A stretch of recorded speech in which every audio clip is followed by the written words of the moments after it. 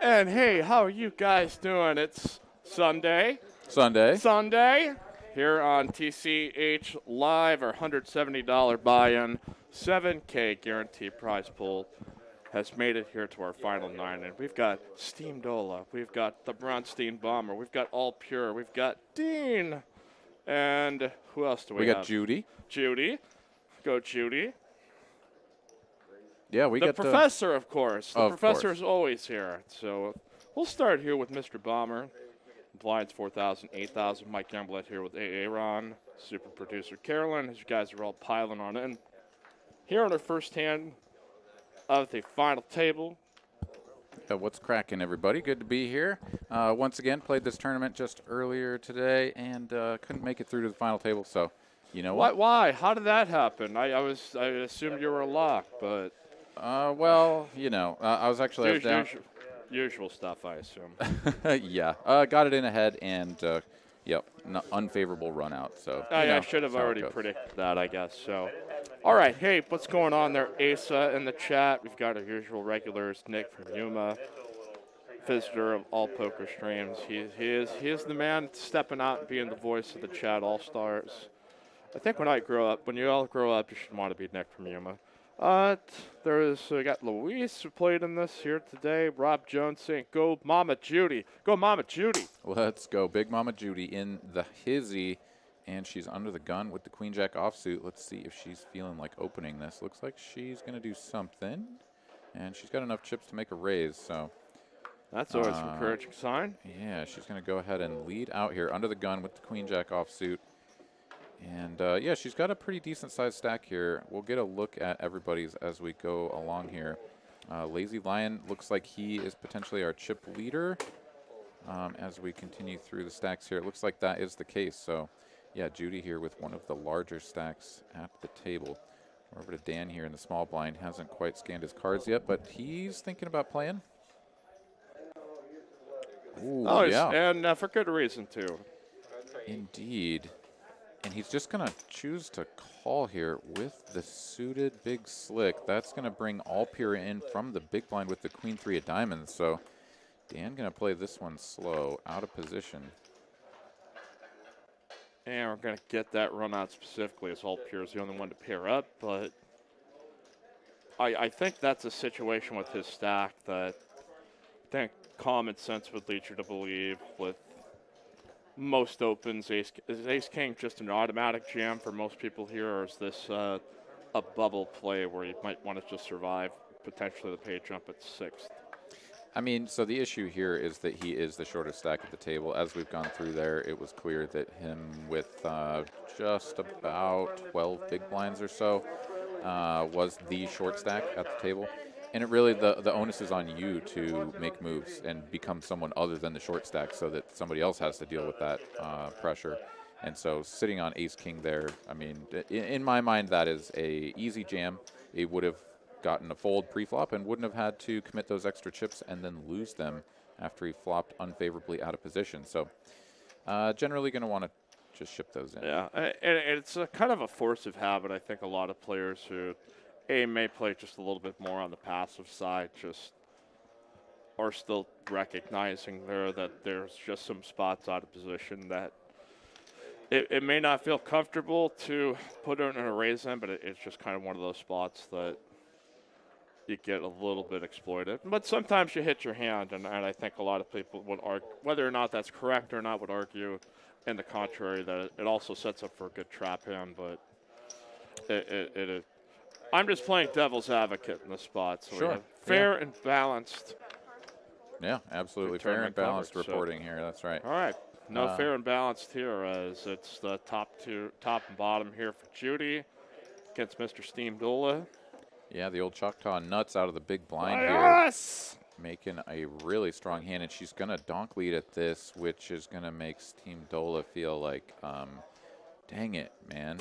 Because he had put in this very small raise here, basically a little over a min click, so 2.2x or so, with the suited ace. And I like this play because if he jams, he's only going to get called by hands that are beating him, and it looks really strong to just like open on that short stack.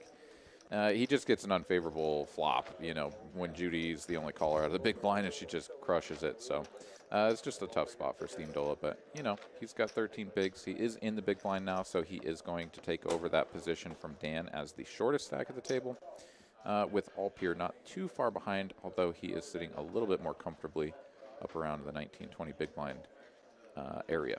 We had 47 entries into this year. First place going to be 2,550. Professor, no action from him. We've got Rick, the Rick here in the house. Dean, who's, I feel like every time I check TCH.ATX on Instagram, I'm seeing Dean win the free roll. So at the multiple tournament successor as a raise up here, and Steamdola. All right, facing a 10K, just going to opt to call here, Aaron. Yeah, this is a spot where he is also a little bit concerned about the strength of his opponent's hand. Would rather just go see a flop for a relatively cheap price and then perhaps do a stop and go here if it was a more favorable flop. The ace, of course, is right in Dean's wheelhouse. As we can see, he's actually flopped the queen and the 8 instead, but either way, going to be a board that Steamdola is not going to feel particularly good about, and he's likely to preserve his chips unless he does go for the check shove here. Just really doesn't have a lot of fold equity unless his opponent has a complete air ball, so yeah, he's going to let that go. He's like, I do not want to give myself the Steamdola Punt of the Night t-shirt that you can get on atxpoker.club. There's a lot of Steamdola merchandise on there, but a favorite here on our stream as all right, so we just we're talking about some of the rest of the payouts here. Again, we've upped this to $170 buy-in, 7K guarantee. It's MegaStack Freezeout. One bullet to it. First place 2,550. Second 1,760. Third 1,320.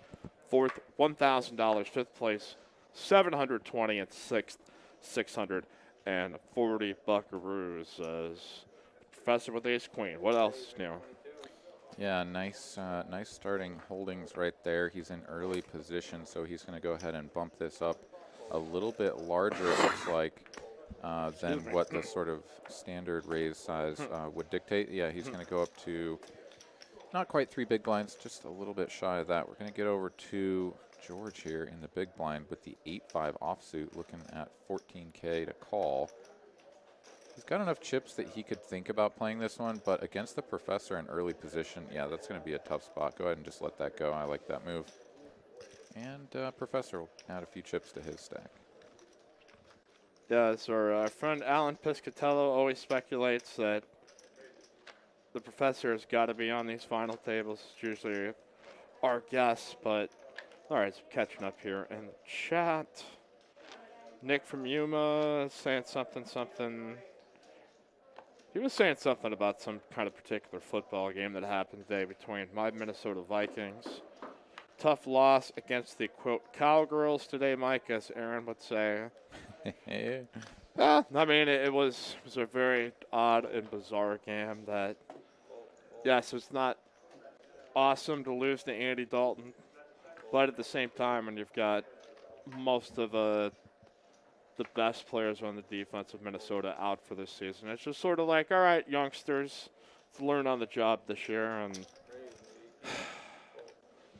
like, for once, it's not Kirk Cousins' fault, so it's just a weird feeling, Aaron. I don't know what to do with myself. Usually you just point the finger at Kirk Cousins and he can just kind of be done with it, but he played really well today and they lost, so yeah, absolutely. A little wrinkle in the discussion. Yeah, no, I did watch a decent chunk of that game, and I would say that, yeah, I thought they played pretty darn well.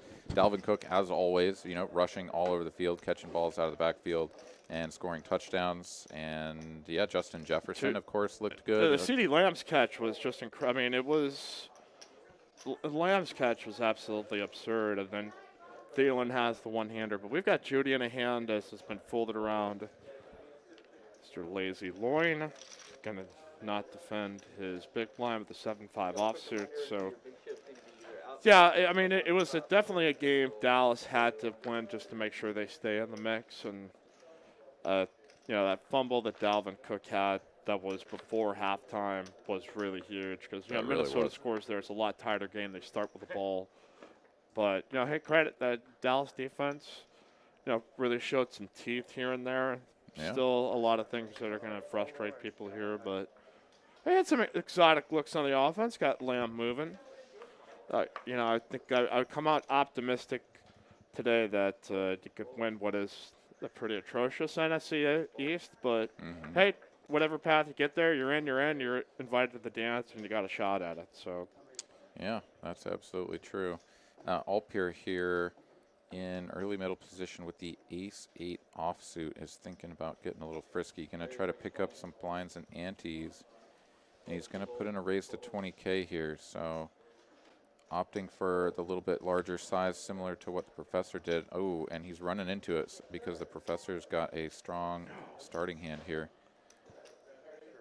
Ace-queen offsuit here out of the big blind. Professor very likely to jam all in would be my guess, but it appears that he's just going to put in a 3-bet and find out sort of what's going on.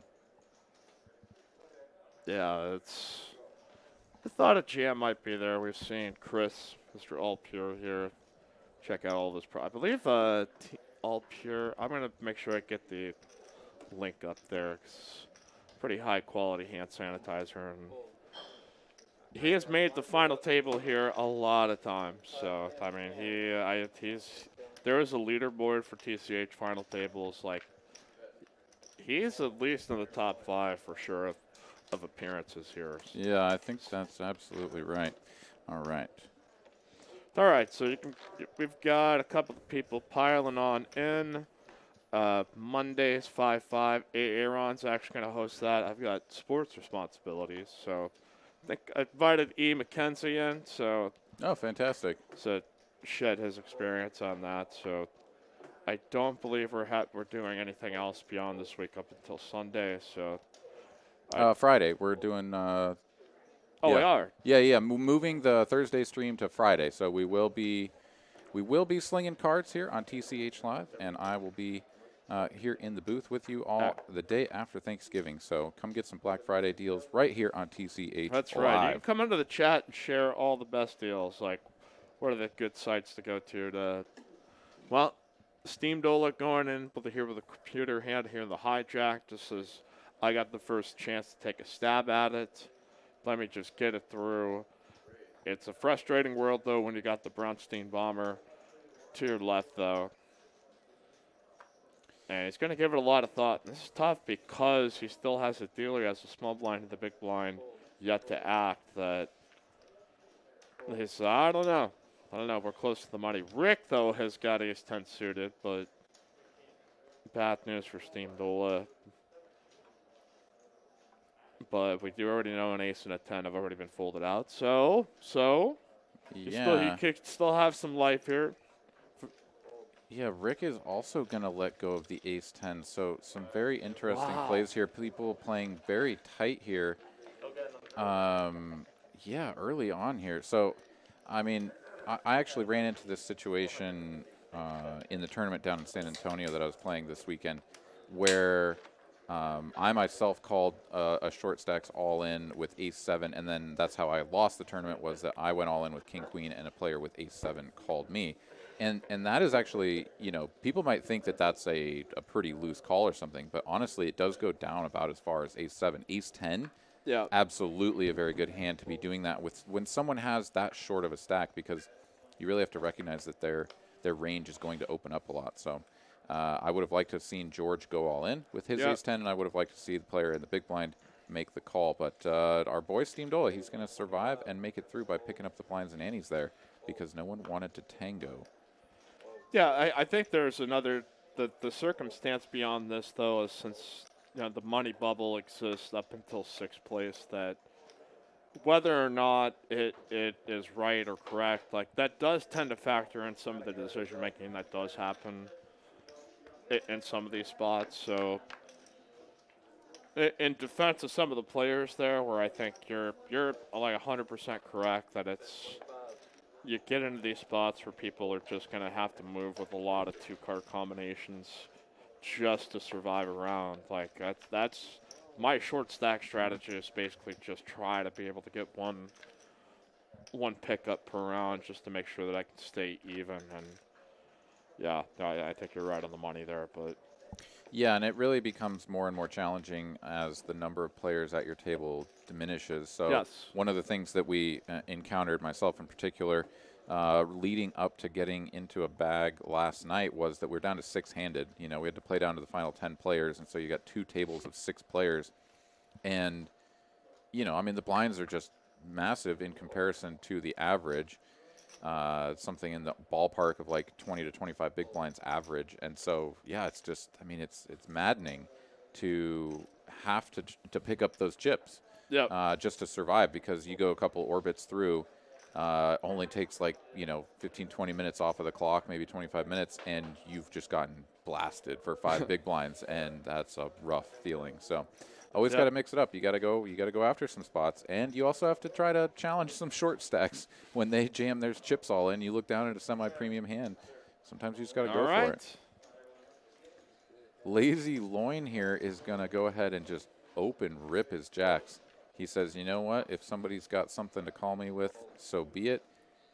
But everybody else can just let go of their stuff. And here's Dean put in a really awkward spot with a middling average stack, but a very premium hand, and a player who covers him just going all in.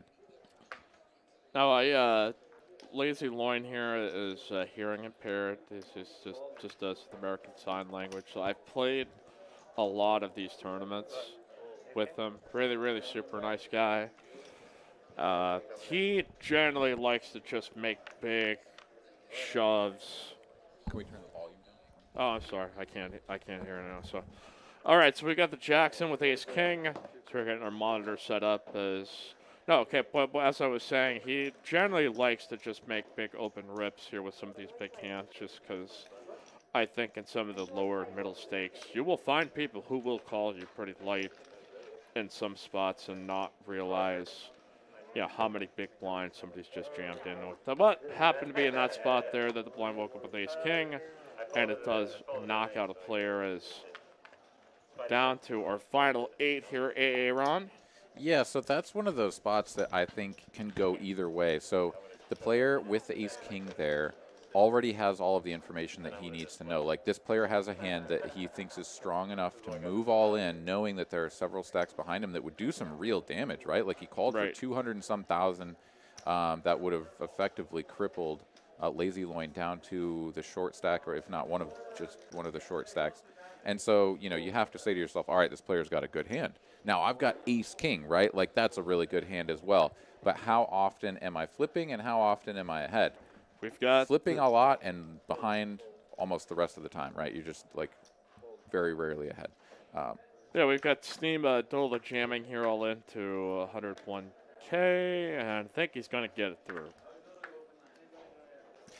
Get it through here for Mr. Matt. So, yeah, the only other thing that I would say there is that, so you know that your opponent has a really strong hand and that you're either flipping or behind, right? Or like absolutely crushed by aces or kings. So I don't actually even mind a fold there. I know that sounds crazy because you have all that information. Your opponent's just open jam. Okay, so now the other side of that coin is that you still are like a middle-of-the-pack player, and several more players need to bust before you're in the money. So taking a gamble with a hand that's as strong as Ace-King suited at the potential of taking the chip lead at that moment in the tournament and then moving forward, like, you're almost guaranteed to make the money. Very, very high probability of making the money at that point, because you're going to now have the chip lead down to, whatever this is. What do we have, 9 players remaining? And one player is going to be crippled, right? So there's definitely something to be said there for just, like, going with it, being like, I'm probably behind, but let's go for it and see what happens. He went with that, and I like that. I think it shows heart, and honestly, that's probably what I would have done. Yeah, well. It's sometimes you're getting you don't get a lot of these opportunities in tournaments where you can totally maximize your chance of winning it. And go big or go home, and sometimes it pays off, and sometimes it does not. But if it wants to be you who wants to have that opportunity, we play this tournament each and every Sunday, starting at 2 p.m. here at Texas Card House, North Austin. $170 buy-in MegaStack Freezout, 7K guaranteed prize pool at the least. As back to the action, we've got the Bronstein Bomber going to be first to act. Yeah, and Steamy in the big blind here. Yeah, Steam Dola there in the big blind, getting crashed or getting smashed by those again, which never feels good. But he and Dan are down there in the 10 big blind or less sort of range. So well, to be fair, he did have to splash the ante. So as long as he didn't rampage it. You don't want to rampage it. Let's see here. Judy with the king 9 of clubs is going to raise up to 20. Steam Dola going to make the call. Doesn't want to see clubs. So he's got 9.5 big blinds behind. And he is going to flop a gutter only. Judy here, top pair, backdoor flush draw. Going to continue. Steam Dola is going to take this as an opportunity to rip in with the gutter. I suppose, yeah, he's double gutted, so an 8 or a 4 will bring him the straight. Judy not snapping this off. She's bet 35,000. It's 61,000 more to call. She hasn't asked for a count, so I guess she doesn't know exactly how much more it is. She's going to kind of eyeball the stack, but with top pair here, yeah, you just have to call all day. And Steam Dola is going to find out that his backdoor clubs are not working. An 8 or a 4, 8 or a 4. And it will be no more for Mr. Steam Dola as top pair holds. For Judy, now up to 440K, but we bid farewell to our good friend, the Steam team, the Dream Steam, Stream Dola, our good friend Mac Lefetos, aka Steam Dola. He's got some merch rocked through the ATXpoker.club. Link up, just check out the shop. We got t-shirts, got hoodies, got masks, like the awesome 8 of spades shirt. They give me a couple of them. Yeah. Special edition, man. So, all right, what do we got going on in this this Raiders Chiefs game? Raiders have become like an old school hit you in the mouth, we're gonna kick your ass kind of football team. I'm growing to appreciate this squad. Yeah, no, they've actually looked pretty good in most of their games this season. I think it's really only been a couple where they've kind of had some duds, but yeah, I mean they ran over the Chiefs just 2 weeks ago, right? And they're looking to do it again here tonight with a 3-point lead. Let's see, Dan here in the hijack, Jack 4, not going to do it for him. All pure suited 10-5. Yeah, he'll pitch that one in as well. Judy, she's got the old Choctaw nuts there on the button, but she's not getting frisky with it. And Bomber just going to keep his big blind and ante as our buddy Steam Dola there was the dead small blind position. Well, let's see what we got going on here at our Texas Card House. Also, we've seen an influx now. And now the games are shifting to 2-5, match the stack instead of 1-3. I've had a couple of nights where it seems like we've had 2 tables of that going. Yeah, absolutely. It's been great. Yeah, I feel like it's been a nice boost for the players that are just a little more. They don't need a lot more action, just enough that it has made for some really good games here at Texas Card House. We got 4-1-2 no limits hopping in here on a Sunday night. Hopping in and popping in here at TCH North Austin. So come on down, get you some. Also, if you're in the Dallas area, feel free to hop on into TCH Dallas. They are running some really spicy and really juicy 2-5 games there as well, and some larger games as well. So go on in there and check that out as well. As we've got a couple of decent hands here. Let's see here. So Dan elected just to put in the smooth call early middle position with the King Jack offsuit. All pure limped as well with the 7s. Judy felt priced in with her weak ace, and then the Mad Bomber George here just going to go ahead and rip this bad boy in with the King 10. I love this squeeze. He says, limp, limp, limp. No, I'm going to take all these chips, and y'all are going to fold. And honestly, I think that's likely to occur unless Dan says, well, I guess I put in some chips and I don't have many more. I'm going to go ahead and get out of the way. Let's see here. So, no, he is going to give it up and all pure here. With the pair of 7s, honestly, I would have liked to have seen him squeeze jam that. prior to this action from George, but he's going to take a peek at those cards, and then I would imagine probably let them go, considering the passive approach that he's taken with this middling pair. And indeed, he is going to let it go. Judy almost certainly follows suit. And really well played there by George. I think that is part of George's game that allows him to get to these final tables consistently, is that he recognizes spots where there's weakness and he pounces on it. That man will attack. Yeah, it is a much better style for him, I think, to survive in tournaments like this where, I think when you have cash game players that by nature are trying to pick people off, it is, it's always dangerous no matter what game it is, as far as he could come and attack at any moment, and that's why he keeps continuing to get here on the final table. Yeah, as we've just gotten word here from super producer Carolyn. We have news update. Yeah, breaking news. Breaking news here. Breaking news here on TCH Live. We've got News night. Yeah, we've got. Is that our news night program? TCH Live News Night at 10 with Aaron, or is it 8? Okay, 8:25. We should just break the news. Yeah, so we've got actually a pretty juicy bubble payout here. So top 7 going to get paid. They have elected to pay 7th place and not just give them their money back. We've really taken off some change from the top of the payouts here and elected to give 7th place $400. So we're going to have $23.50 for first place, $15.60 for second, $13.20 for third, even $1,000 for third place, for fourth place. So all the money coming out of the top spots there. We've got $720 for fifth, $640 for sixth, and a nice even $400 for our 7th place finisher here tonight at TCH. In our 7K guarantee, and we blasted past the 7K. We got up 8K in that neighborhood here in the prize pool tonight. So always a good time and a good showing here for this tournament on a regular basis.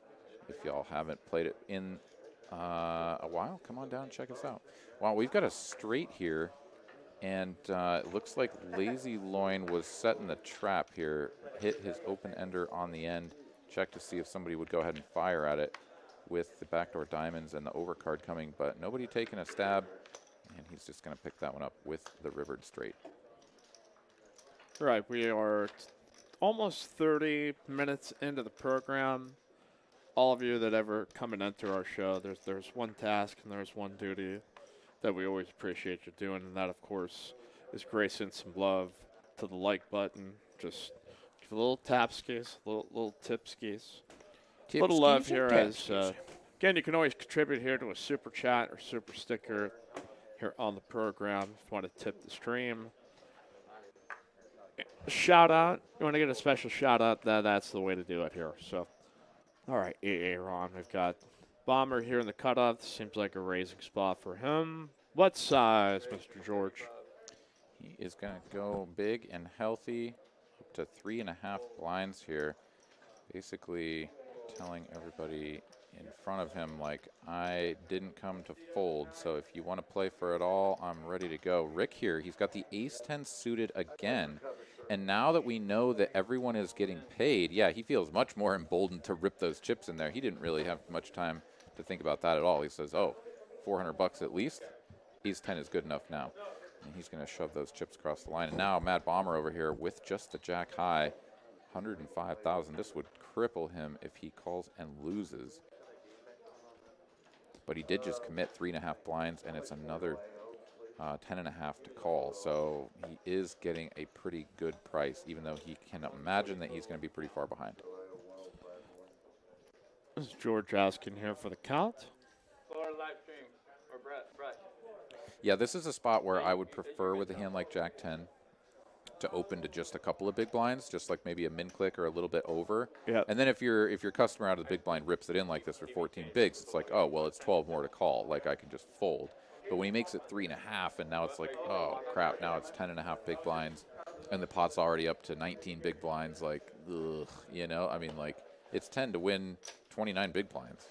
Like, you know, you're getting a really good price here, 3 to 1. And I feel like George kind of comes from the old school style of tournament poker where it was like it's auto 3x to 4x. And his guys made a pot limit hold'em WSOP final table that You're 100% correct, and I think it's always like these spots of when I make a raise on late position, I'm sizing it based on what can I make it to that it makes it for an either easier decision if somebody comes over the top. Like if I just don't have that much invested in it, I have the opportunity to get away from it a lot easier.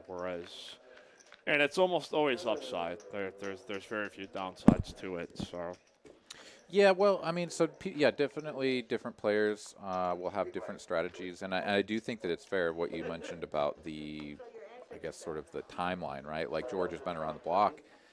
This man has played poker before many of us even knew how to hold cards, and so he's got and his still own. don't. Yeah, seriously, You right? still have no idea how to hold your cards sometimes. Yeah, I know it's tough. So he's going to bring his own game, and other players will opt for that sort of min-clicky strategy, and yeah, sometimes the older players will see that as weakness, or as like something that's kind of like, what the fuck are you doing, kid? Yeah. And WTF. yeah, and so it's sort of interesting to see the dynamic between different generations and even just different approaches, whether it's generational or not. We got an ace queen here in the professor's holdings. He knows how to hold those cards, and he is going to raise up with them to just under 3 big blinds.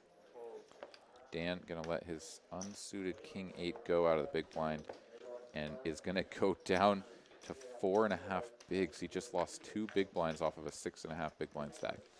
It's not ideal. So shout out to David Brailer in the chat. So smash that like button out there in South Korea. Stephen McIntyre, another military viewer, said is trying to get off of my porch and into actual like human living. You know, I think he's got a good deal. There's this. You've been there before. Like there's just some pavement out there in front. You could set up a tent. You know, I just try to give back here to the community, but I think he wants something a little more modern Yeah. with walls. You know, can't blame him. Yeah, I mean, to each their own. Alpier here going to go ahead and just get a walk here with a couple of 7s out of the big blind. And yeah, Dan down there on the 4 bigs now that he has folded away his small blind. 4 big blinds for that man. Do you think we should play the Pantera walk song every time somebody gets a walk in some of these tournaments? Just like a 10-second soundbite, so you just have to think about Pantera for a couple of seconds. I don't know. Yeah, why not? Starting to think out loud on some of these things. I haven't thought about Pantera in a while, so you know what? I need to get those jams back in my life. Unleash the Pantera here. Sometimes you got to change up the mojo. It's all right, so we've got Professor raising up here to 27 with ace 6 suited. Pure going to have to fold the king 10 off. Now Judy here with the ace 4 off suit. Fake aces. Yeah, and she's just going to opt for a very tight laydown there. She is rocking the big stack, or very close to it. I guess probably Lazy Loin still sitting on perhaps the largest stack, but she's up there for sure. Could have put some pressure back on the Professor by coming back over the top, but she doesn't like the unsuited ace 4 there. Just going to go ahead and let it go and hold on to her chips for the moment without swinging that stack around. Got Carmen Marino asking, when are we going to see live streams from Dallas? We actually had an announcement that I was expecting early December. Going to have another Brad Owen stream to kick off TCH Live Dallas. I'm not specific on the dates yet, but best to follow TCH.Dallas on Instagram so you can get that first good news delivered right there on your screen. Get that little adrenal drip there that makes you feel good. That just exposed Instagram, or did I not use the right brain chemicals? I think it's all one and the same. I think, that's how they rock and roll. That's how they keep people hooked. Yeah, whether it's adrenal or otherwise. Rick here has gone ahead and opened up to 2.5 big blinds. George looking at the Jack-6 offsuit in the big blind and really doesn't want to fold, so he's not going to. He says, I guess I'm going to defend this. Just like it's very good price for this. Not a flop. I mean, he does flop a gutter ball, but I don't know if he'll do any Bronstein. Oh, he is going to do some Bronstein bombing right here. Yeah, he sure is. He says, you know what? It's very unlikely that your hand is going to connect with that, which is not wrong. This is another spot where George recognizes the power of position when it comes to the board texture. So calling out of the big blind, he's going to hit that a lot more than Rick is. Turns out that Rick had a hand that honestly, I mean, wasn't going to feel good about making a call there, but could have been a potential with 2 overs and a heart. But yeah, with just the 10 of hearts, I think there's definitely no reason to throw shade on that fold. Good move by George. Going to pick up the pot. Nick from Yuma thought he said I said Panera, the sandwich place, which led to a discussion of sandwich with Asa with a very correct take. Jersey Mike's best Philly cheesesteak in town. As far as ease of access, I'm sure there's probably some special like Rainy Street, super awesome like food truck that makes the best. But like, just go get your It's all right. Hey, we got some super chats here, and Rick here with some 9. So give our shout out here in a moment. See if Rick decides to do with his Niners. Yeah, he's going to definitely put this up to, looks like 4 big blinds with 12 behind. Dan going to get out of the way with the 8 tray. He's looking to pick up something better. All pure going to let go of that king jack here pretty quick. He must have some experience with that player, recognizing that if he is going to raise, he's got something good. Lazy loin there with the suited ace and the chip lead. Not interested in completing to see a flop, so just going to let that go. Rick going to pick up some much-needed chips there. All right. But, hey, JT in 1968, looking forward to TCH Live on Friday. We'll need a break from Christmas movies. LOL. Who's commentating, playing? I know Aaron will be. I'll let him answer. Yeah, I'll be commentating, and not sure who I'll have joining me here in the booth quite yet, but we'll get that lined up as we move a little bit here further on in the week. You know, a lot of people are going to be sort of in and out of town for Thanksgiving, and I'll have to find out, see if I can get somebody to come on in here with me. Yeah, I believe we will be open on Thanksgiving at around, I think later on in the evening, I think like after 6, if you decide to come play here. I might stop on and maybe do a late night, but I'm just going to watch football, avoid people, and play with my dog, and I'm going to be really super thankful for that. As we got a hand, Dan down now to 3 big blinds, going to be under the gun, so it's kind of do or die or try to survive in the blinds. Yeah, with those blinds going up to 6 and 12, you know, his stack has dwindled even further. Oh my goodness, there was a king exposed. That was going to be Dan's card. But we'll just forget that happened, and he's going to hope to get something good enough to ship it in here. Had I been paying attention in college when there was history class, I could have been like, that's the worst king exposed since, which one of the kings in England was ever exposed to be like a fraud? I don't know. Boy, we have to. Yeah. I'm sure Henry VIII did some exposing of a different kind. Folks. I heard he was quite. It's like our Dennis Miller version of our broadcast. Obscure references to things like 12 people know. So Dan's found a suited 8-7 here, which is honestly not too bad. We don't know what he would have gotten with the king. Probably would have rather had the king, but you know, here 8-7 suited is actually not too bad at all. Going to have a lot of equity against any opponent's holdings that might decide to call. So far, he's finding just napkins in his opponent's hands, but Lazy Loin here is doing the gesture for all in, which, again, he is hard of hearing or hearing impaired. So he's going to go ahead and use his sign language to make his action. So he is going to go all in over the top. That's going to get everyone else out. Ooh, we've got a pair of 7s here. Still holding. And indeed, the pair of 7s is going to go ahead and get a double for our man Dan, as Lazy Loin could not connect with a Broadway card there on the end to make a straight or a pair. So hanging around does, again, Albert Padilla here with the $10 super chat. Aaron looks like a road trip to Dallas TCH in December for the 100K guarantee. Absolutely. Yep. Sounds like an awesome. When is that specifically? As I get the daily text updates, and I sometimes forget these things. Well, it is. It's a few weeks away or whatever. So yeah, there we've got it. It's like day one on the December 10th. Two day ones, day 1A, 1B, day 1C, day 1D on the 11th, and day 1E and day 1F. They're on the 12th with day 2 on December the 13th. So Yeah, really looking forward to that. I'm sure we'll have another smashing of the guarantee. So if you are in the Dallas area looking to play yourself some tournament poker, put that on your calendar and plan on being there. Judy here is putting a couple of deuces on her calendar, and Rick is looking down at the prettiest ace-king you can find. Ace-king of clubs. I'm sure some people would disagree with that. Yep. But you know what? Any suited ace-king is the prettiest to me. So he's going to grab his chips. He's going to rip it in there. Dan, he's going to get out of here. Steely Dan, that's how we're going to start calling him now. He's so tough. They hang around. All right.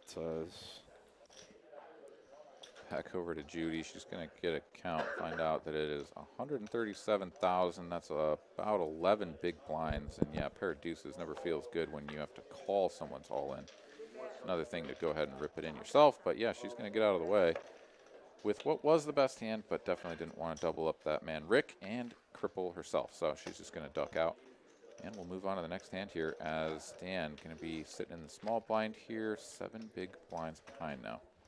All right, Mike Emblett here with Aaron McAvoy, super producer Carolyn in the house, producer Asa in the chat, laying down the laws, spreading the truth. No, we're nice and cordial and friendly. If you're watching the archive, always feel free to leave us a comment. As we continue, 7-handed blind, 6K, 12K with the 12K big blind ante. This is probably like a good time of the show to start doing the player votes here. Like, we get too late into it, there's a clear favorite. So I'm going to start typing that up here in just a moment. Here for your pick to click tonight on TCH Live. Interesting actions here on this hand. We've got Judy limping under the gun with some 4s. Professor completing or making the call rather from the cutoff. Dan going to complete from the small blind. All Pure going to check his option, and All Pure going to flop an open ender. Dan with top pair, and Judy an under pair to the board. So 2 players with something to play with here, and 2 that don't have much. Dan going to go ahead and lead straight out for 40,000, leaving himself 34,000 behind. Interesting that he didn't just jam it all in. And then Alpier just going to make the call. So Dan with, I mean, it's not even 3 big blinds behind. I mean, when he bets this, when he shoves this all in now, I mean, Alpier, I guess, especially after he picks up a pair, is probably just going to call. But interesting that he didn't just go all in and say, well, I mean, we're just going to see all the cards anyways. Like, if I'm going to call 40, I'm going to call the 34. But, yeah, he's going to go ahead and count this out now and stick it in with 30% equity.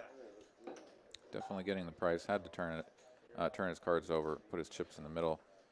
And he will see if he can hit 7, 8, Jack, 6. No good. Just like that, now Dan goes up to 208K. He was under the gun with like 40K in chips, and he was the big blind in the ante, he was under the gun and got in with 8-7, and now he's chipped himself up to 200K. So short stack to mid stack, he survived. So it's a good time here, Aaron, for our player votes. Democracy and work. Who do you think is your pick to win it here tonight? Press 1 for Rick, 2 for Dan, 3 for All Pure, 4 for Judy, 5 for the Bomber, 6 for Lazy Loin, 7 for Professor. We're going to count it all out, hand tally it, check it twice. And this goes against your record here, too. Like, if you make bad TCH Live guesses here, I mean, you might get timed out on the stream, Aaron. Yeah, tough but fair. No, you'll get demoted from chat pro to chat amateur, but you know, at least until you make some you get better relegated. picks. Yeah, just like they do in Premier League soccer. Or Yeah. overseas. Drop you down to the JV league or whatever. That's right. That's Rick here. Now he's feeling spicy. He says, you know what, I got all these chips. It's time to start pushing people around. Oh, no, this was a bad move because he opens the 9-7 from the cutoff for 32,000, which is shade under 3 big blinds. And now Alpier has ripped it in for, like, not that much more. I mean, look at that. That's 62K to call. That is 5 big blinds. And he's sort of priced himself in here. So, oh, this was Rick. I guess I thought it was Dan that had opened up there. So, sorry about that. Rick is going to be the person in this position, trying to figure out if 5 big blinds is worth it. He's grabbing chips, so he seems like he's feeling inclined to go for it here. And yeah, he committed enough chips to sort of price himself into this one. He's going to find out real bad news if he does put those chips forward, and he will. Alpier going to go ahead and get it all in and way ahead. See if the 2 red ladies can hold up against the 9-7 of spades. couple of ladies. Oh, they got a straight draw for the 9-7. Some Holding outs on. crushed. Oh no! Wow. My unfair lady. That was a grimy one there at the end there for Mr. Alpure. I don't know if he's got enough hand sanitizer to feel clean after this moment, Aaron. Yeah, I mean, it was down to 3 10s too because the 10 of hearts was not working. 3 hearts on board. Another the 10 of hearts would have given Alpier the flush. This is exactly how our big man Albert got knocked out as well. His opponent was drawing to a gutty on a 10, and it came, and he got bounced as well. So the 10 balls are coming today, coming in hot and smashing people out of the tournament. But our good man Alpier, he's going to go ahead and finish with some money in his pocket because you know what? He's not going home empty-handed. It's like a Vegas nightclub right now. A lot of 10s just popping here. So, all right, we've got Lazy Loin under the gun with the 9-7 offsuit. Again, posted the payouts there. 47 entries. Prize pool 7,990. First 2,350 tonight. There's a lot of votes on here. So we'll still keep tallying here. Oh yeah, Nick from Yuma already lost. He picked Alpier, so he's toast. With Chat Amateur in the house. Oh, okay. Welcome to relegation here, Nick from Yuma. Wow, they're just. I'm not mad. I'm disappointed. That's all. It's just. All right, it looks but like we'll still allow you to vote later, though. So. Yeah, maybe you can redeem yourself with a better pick. As George here, he's got the goods. He's got the Ace King of Hearts, going to raise to 99,000. And Judy, who had limped her small blind there, going to go ahead and have to get out of the way. And George can go ahead and just pick up a blind as we move forward here on TCH Live Sunday. Yes. All right, what else do we have going on? We have somehow made it to Thanksgiving, so we're kind of having that week. So if you're coming on in or hanging back in town, you're like, wait a second, I got all this free time here. Well, Tuesdays and Wednesdays, we've got our quad jackpots on quad deuces for Tuesday, quad threes for Wednesday, along with our progressive savings. If you play up to 10 hours, that's 40% off. If you play up to 7 hours, it's 30% off. If you play 5 hours or more, it's 20% off your hourly rate here at Cash Game. At Texas Card House in Austin, tell them Mikey sent you. Mikey and Aaron brought me here to your fine poker establishment. If you say it like that, I don't know if we can give you a hat or a shirt. Probably just like, a high five. Yeah. Or maybe a fist bump. Great reference to the show, my friend. Yeah. As this is interesting. Both players flopping top pair here. Lazy Loin with the better kicker and backdoor flush draw. George has gone ahead and led out here after Lazy Loin checked his option out of the big blind. So bet of 14 and a call. 6 of diamonds here. Probably not a card that George is feeling too good about. So yeah, quickly checks behind, or checks. Lazy Loin going to check behind, and a 9 on the end. Going to give Lazy Loin 2 pairs. Check, check again. Both players sort of a little bit worried about the diamonds or the 7. Yeah, they kind of have trapped into each other. I mean, George can call off a lot of bluffs sometimes in that spot just because there might be some tens that he might be chopping with to a degree. But yeah, I think neither player felt too comfortable in trying to make a specific move to target anything there. Let's see. People still talking about them Dallas Cowboys. They need a little mood boost, so I'm kind of in that, like, Vikings should kind of tank and stay in the top 10 of the draft and go turn it around next year. But, there's the thing I found out, Aaron, is people that play on football teams, they want to win, like, every game. They're not – they don't care if their team gets a higher draft position. It's a weird dynamic, though. Well, I think some players probably do, right? Like, I imagine that there is, like, a player out there. Like, for example, let's say that there was a running back for a team like the Jets, and they might have wanted their team to, like, really improve. Like, all right, we actually need some serious talent and everything here.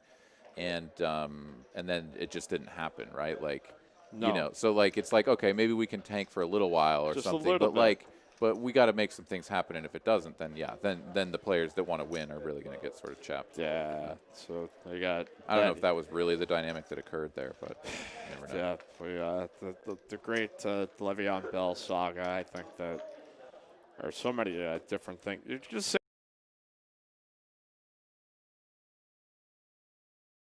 will have either the butt fumble by Mark Sanchez. That was the best. That is. Oh god. A source of sadness. They had a good run there when the Sanchez was young and the Jets defense was popping, but nobody cares about the Jets. We got the Raiders leading 17-14 here at the half. Raider Nation, stand up. As Cowboys look decent. Ezekiel Elliott made haste of a beat-up Vikings defense full of our backups and not as good a player. Still some players out there, but some youngsters. So. Interesting here. They got it done today. Yeah. Interesting play here. Lazy Loin going to limp the button with King 10 offsuit with the big stack. Professor says, there's no way you got something good there. I'm going to go ahead and raise my ace. And sure enough, gets the big blind and Lazy Loin to quickly fold. So he's going to pick up some chips without having to play that hand out of position. So nice move there from the Professor as we continue here. Six-handed TCH Live Sunday. As Dan here, once again, the shortest stack, but he's not feeling too bad when he's got 17 big blinds instead of 3. So, moving on up. Judy here, 6-5 offsuit. Going to go ahead and just let those 2 cards go. George wasn't even in a seat for his hand, so. Probably out smoking a dart, as we say out in Lennox-County. Yeah. Lazy Loin going to raise up. Excuse me, the Professor going to raise up here to 31K here with blinds, so 6K, 12K. Lucas Vance with a good comment here, and I will get to that because I'm glad he brought this up. Sorry, we got the Rick. Looks like he put in a 3-bet because I saw some 25K chips get splashed in there. Right, you are, Ken. We've got to raise up to 110,000. He must have the goods. We haven't seen Rick get splashy so far tonight. Back over to the Professor, who's just going to show the ace and let it go. And Rick had a couple of 10s, yeah, so we'll get a look at those. As he got the jam in. So Lucas Vance, dude talking, how about the move in fantasy football to play Taysom Hill at tight end this week? That did happen where I was like, oh, Taysom Hill can qualify in some formats as a tight end. And, yeah, started him this week, and he had like 22. He had a really good for a quarterback, exceptional point output at 24 points. 24 in my tight end DPR. spot for this guy. So I don't know how that was allowed to be able to work, but hey, if you get it, I'm going to take advantage of it. Yeah, I also took advantage of that. So picked up Yes! Taysom Hill Good and job. played him, got 24 points, which is probably about as much as I've gotten out of the tight end position all season. So yeah, really happy to have that output in that position. I've got a 21-point lead over my opponent this week, and if I win, I clinch a playoff spot. So that's pretty exciting. Going to double check this here as we go. The bomber with the raise up under the gunman race. Probably listen. So let's size down a smidge. Got a call out of the big blind by Judy here with King 9 off suit off to our flop, as this has got everybody all over this. Is open ender for Judy. Bomber here with top pair and a gutter ball.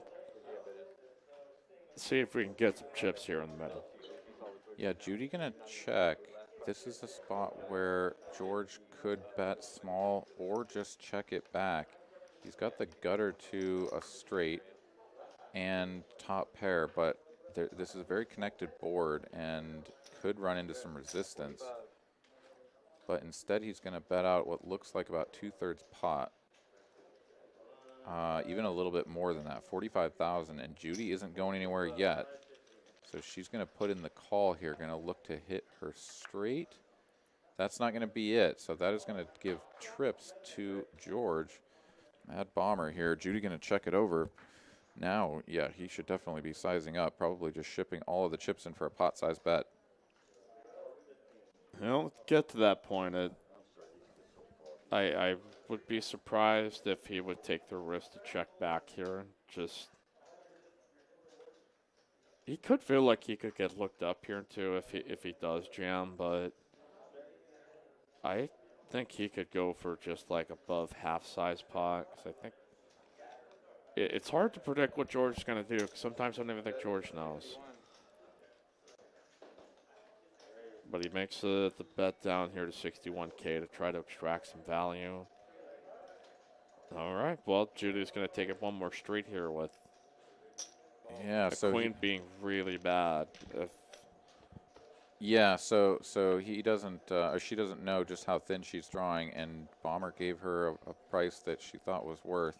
And indeed, he is going to extract that little bit of extra value there. Now with just king high, she's looking over to see how many chips he has, and she is going to try to bluff him out here, it looks like. At least she is posturing in that manner. Whether or not she will actually pull the trigger is another matter entirely, but she is sort of fumbling around there. And I don't know, I mean, I can only imagine. Oh, there she goes. She's just going to check. So it was just a little bit of posturing. And yeah, now George can just get it in.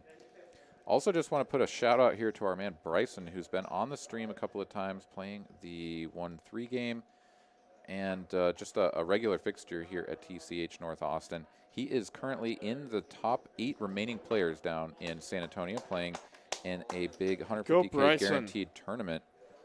Indeed, we are going to get the shove here from George, quick fold from Judy, and George going to take that one down. Yeah, but yeah, Bryson sitting on 20 big blinds, 8 players remaining, guaranteed $6,000 with a nice 37K up top. So everybody send out some good positive energy to our man Bryson. Our boy Bryson's a winner. All right, that's what he is. All right, we had some football-related questions. People are like, "Hey, dude, talking. What's up? What did you think of the Baltimore Ravens loss to the Tennessee Titans?" I think Mike Vrabel's awesome. I think this Titans team is a real kick your ass, hit you in the mouth kind of team. That Derrick Henry is still kind of defying logic of just as far as a guy that big that continues to just smash week to week. And Tannehill continues to show that he ain't no fluke. So Baltimore, without their best left tackle, I think they're not quite as physical and awesome on defense and personnel-wise. But they're always a team I think you just wait until kind of December to wait and see if their defense starts to develop enough teeth. But short term, I think they're both very fine football teams. But without the Ravens starting left tackle, it's just kind of like, okay, there might be a lower ceiling than you think. Yeah, it'll be interesting to see how quite a few teams really shake out here going into the tail end of the season with a lot of injuries and interesting dynamics in terms of interdivisional competition. So let's see here. Professor under the gun, 10-9 offsuit. He's going to let that one go. Rick now sitting on a pretty decent stack there in the hijack. Going to fold 2 unknown cards. Judy with an ace and about maybe 15 big blinds. She's reaching for chips. It looks like this might just be a small raise. And is this 37,000? Okay, so she is committing a decent chunk of her stack there. George doesn't like the 9 deuce, and Lazy Loin likely doesn't like the 9 deuce. And indeed, Judy will pick up the blinds and antes. As we continue here on TCH Live, if you're seeing us here for the first time, make sure to click subscribe. Hey, we reached 13K. We passed another 1,000, so All right. 13,000 subscribers. Let's continue to get the good word out. If you want to follow us on social media, tch.etx. Also our Austin account and at Texas Card House on Twitter. All right, Mike Aaron, you pop it on into the chat if you want to toss in a super sticker or super chat, tip the stream. Greatly appreciate that. If you want a special shout out. Our chat has grown, I think, to a point that it's like there's always some really good takes I want to pop back to, but we get kind of lost in the mix of like, hey, we do actually have a poker game happening here, Aaron. Yeah, so, always happy to have you guys here, and keep those comments coming. If we don't make specific reference to you, don't fret. We'll try to get back to you. If we don't, then you know what? Just keep on chatting amongst yourselves and have a good time. So that's the name of the game here at TCH Austin. Playing games, having fun, and enjoying life. So we'll continue here. 6 players remaining, looking for that top prize of $2,350 yet to be won. As Rick here going to be in the big blind. Dan under the gun with one of the shorter stacks here. Let's see if he can find something to work with.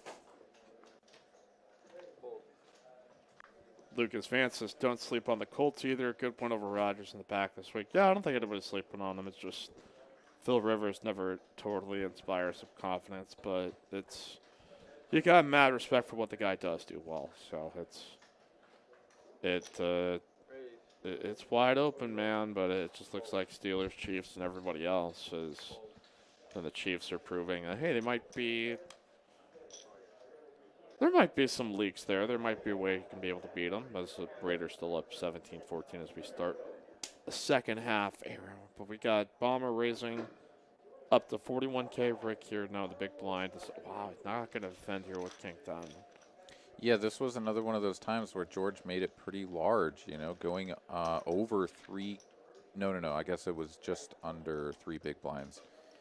But yeah, still a pretty sizable bet, honestly, and Rick just didn't feel good about committing those extra chips and playing out of position there. So, yeah, interesting when, you get down, again, like we were talking about earlier, you're down to 6-handed here. Those blinds are going to come around quite frequently, and if you're folding hands as strong as King 10, let alone not 3-betting them, I mean, yeah, you're going to get a little bit run over unless you just run pure and hit the deck. So Bomber, with his aggression, is going to continue to accumulate chips, I would expect. So Rick here, ace-10, that's his hand tonight, so he's got it again. He's in the small blind, folded to him. He's going to put in, I think that's a raise, but not clear what has happened in terms of the announcement. It looks like that's a 25K chip, though, that he just put in there. It is a raise to 33, so a little over a min click. Dan here in position, already has a big blind out there. Jack-9 offsuit. Unfortunately, I feel like he's going to fold, but this is a spot where you're definitely going to want to go ahead and take a flop. Even when you're short stacked, like, the price is just too good, and you have a hand that can actually connect pretty decently. But his body language suggests that he is not happy about this. He is going to reach for the chips, and he's going to put them in, though, so he hasn't shown a lot of strength with his body language, but he is going to put in the call. We'll go to a flop. Oof. That's what he was afraid of. Yeah, the old 6-side brick. Yeah, Rick going to eye up his stack and then continue his story, which you can feel pretty comfortable with because, what is his opponent going to actually call with there that hits that board? So, sure enough, puts out a little bet, and he picks it up. Alantis Catella says, poor Mike lost to the Cowboys. Yeah, it's whatever. That's Minnesota doesn't need to make the playoffs this year. I wasn't aiming for. How about Michigan with a clutch win over Rutgers? The sad state of Michigan football that have to go into overtime as Ohio State continues to crush each and every. They play a pretty tight game against it. There are some decent college football games. I know Aaron's trying to bank one. Feels like poker is kind of back, even with all that's going on. That the mass restrictions, I think, have kept. By all accounts, I don't encounter everybody mentioning that they've gotten any of that disease stuff thing that's wrong. You guys know what I'm talking about, right? Yeah, there's something like that happening. Yeah, I see it. It's on the news every once in a while. Yeah, let's see the professor here. He's got Queen Jack going to open up, and nobody has anything to play, so he's just going to take that one down. But yeah, no, I mean, I'm really enjoying seeing the poker scene coming back. The tournament scene, that is, of course, the card rooms here in Texas have been doing a great job of keeping everybody safe and healthy and happy, keeping the games rolling. But yeah, seeing these tournaments coming along and getting back in full swing, getting some big guarantees and some really nice prize pools is pretty fantastic stuff. So really happy about all of that. I'm going to take a quick look back at our buddy Bryce, and still 8 players remaining in that tournament. Oh. Getting occasional updates from the man as he continues there, with the last update being that he's sitting on 20 big blinds, and once again guaranteed 6K. So really nice run for our man Bryson there as we continue here on TCH Live. Yeah, that tournament is being Yeah, it'll be recorded somewhere. for posterity. Sure. And we will have an opportunity to go back and check that out later, which I'm looking forward to. Yes. Don, John, WMWBV, go Hawkeyes. That's right. Go crush some Penn State up here this past weekend. It's a good, refreshing weekend to just kind of stick myself and watch some college football, watch some pro football, and just get ready for a good stretch of stuff ahead. We got Rick and the hijack here with Jack 10 off suit. And going to pop it up. Blinds to 8,000, 16,000. Shout out to Greg here in the chat as well. Talking about celebrities with tattoos. Or dealers, excuse me, here with tattoos. But we got Judy, who I don't know if she has a tattoo, but she's got pocket queens. Yeah, no sleeves, but she might have a few others elsewhere. Lazy Loin going to get out of the way. This is going to get back to Rick, who is going to ask for a count. He's going to find out that it is not quite 10 big blinds, maybe more around 8 big blinds. But yeah, I don't know. That's going to be a pretty tough one. I expect that he's going to find the fold button here. And given the fact that Judy has queens, that is going to be the best thing for him in terms of equity. But we'll see. Rick might just get sticky. Sticky Ricky is. Sticky Ricky. I think he had that name when he was growing up as a kid. It sounds kind of mean. Well, I guess it depends on how much of the glue he was eating / playing with or whatever, you know. I mean, he might have just been I never Sticky understood Ricky. that. I didn't get the glue thing. I think I maybe only knew of one kid in my school that, in my younger years, would do the eat glue thing. Elmer's, preferably. Like, I just... Well, it was the sticks, right? Like, the sticks had that extra, like, smell or something. Apparently, there may be a scent to it. Yeah. I didn't think we would ever just go down the rabbit hole of eating and sniffing glue, but here we are on TCH Sunday. All right. Yeah, I stayed away from the glue myself. I was more That's of an good. epoxy kid. Yeah. I was really more into paint chips, to be honest. Exactly. Those were delicious, man. Oh, back in the Especially day when they had lead in them. Oh, hanging so out under good. power lines as a kid a lot. You know, it was a good time. Yeah. Mad Bomber here. He's going to go ahead and do something with this ace-6 of diamonds. I'm quite certain.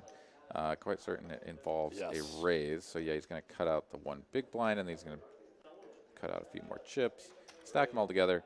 Sling them in there. Let's see if the professor's got something to play with, because Lazy Loin is out of the way.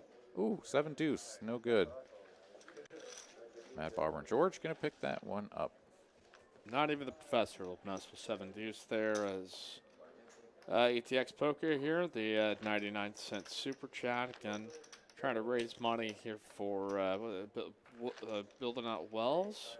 Yeah, freshwater well in Ethiopia. Well, that's a great cause. More information. Check them out on Instagram at ATX Poker. Check the website atxpoker.club. And if you decide you want to go into the shop there, get yourself a hoodie, use promo code TCH to save $5 off. So, all right, we got Dan here getting a little short, under 10 big blinds. So you just got to move it in there. Dan the man, Steely Dan. So this is going to look really strong because the fact that he's not shipping it all in is sort of questionable. It's like, wait a minute, does he have a hand like aces? At least that's something that would occur to me to think through, but perhaps not everyone is going to be doing that. Judy here wastes no time putting her chips in just to call with the ace-10 offsuit. She's got aces blocker here. Well, of course, but I mean, no, I have no problem with it. It's just, yeah, I don't know. That might even be a hand that she could be raising. It's going to get over to Rick in the big blind, who's actually getting a pretty fantastic price to call and see a flop here. Queen 9 of diamonds is not bad. Going to connect in a variety of ways and generally going to be okay, but no, he's going to just say, you know what, I'll let these two tango, especially with Dan being the short stack. And he has committed exactly 1/3 of his stack. He has less than a pot-sized bet remaining, but he is going to flop top pair, so that's going to embolden him to rip his chips in.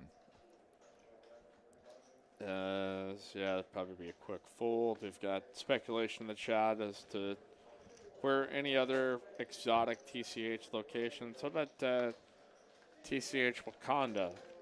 I mean, that would be some pretty high-tech games. That would be pretty fancy room there, but it seems like air travel would be kind of a concern. It'd be very tough to get into Wakanda.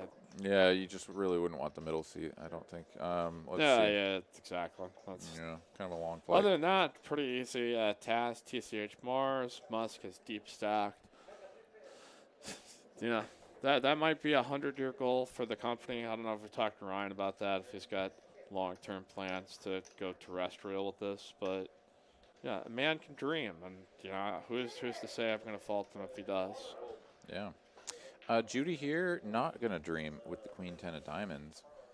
Spot where she could have tried to take down some blinds and antes, but everyone just folding through napkins here over to Rick in the small blind. This is a hand that I think a lot of players will complete and then fold to a raise. Looks like he is going to complete over to Dan with the 9-5, likely to just check and go to a flop.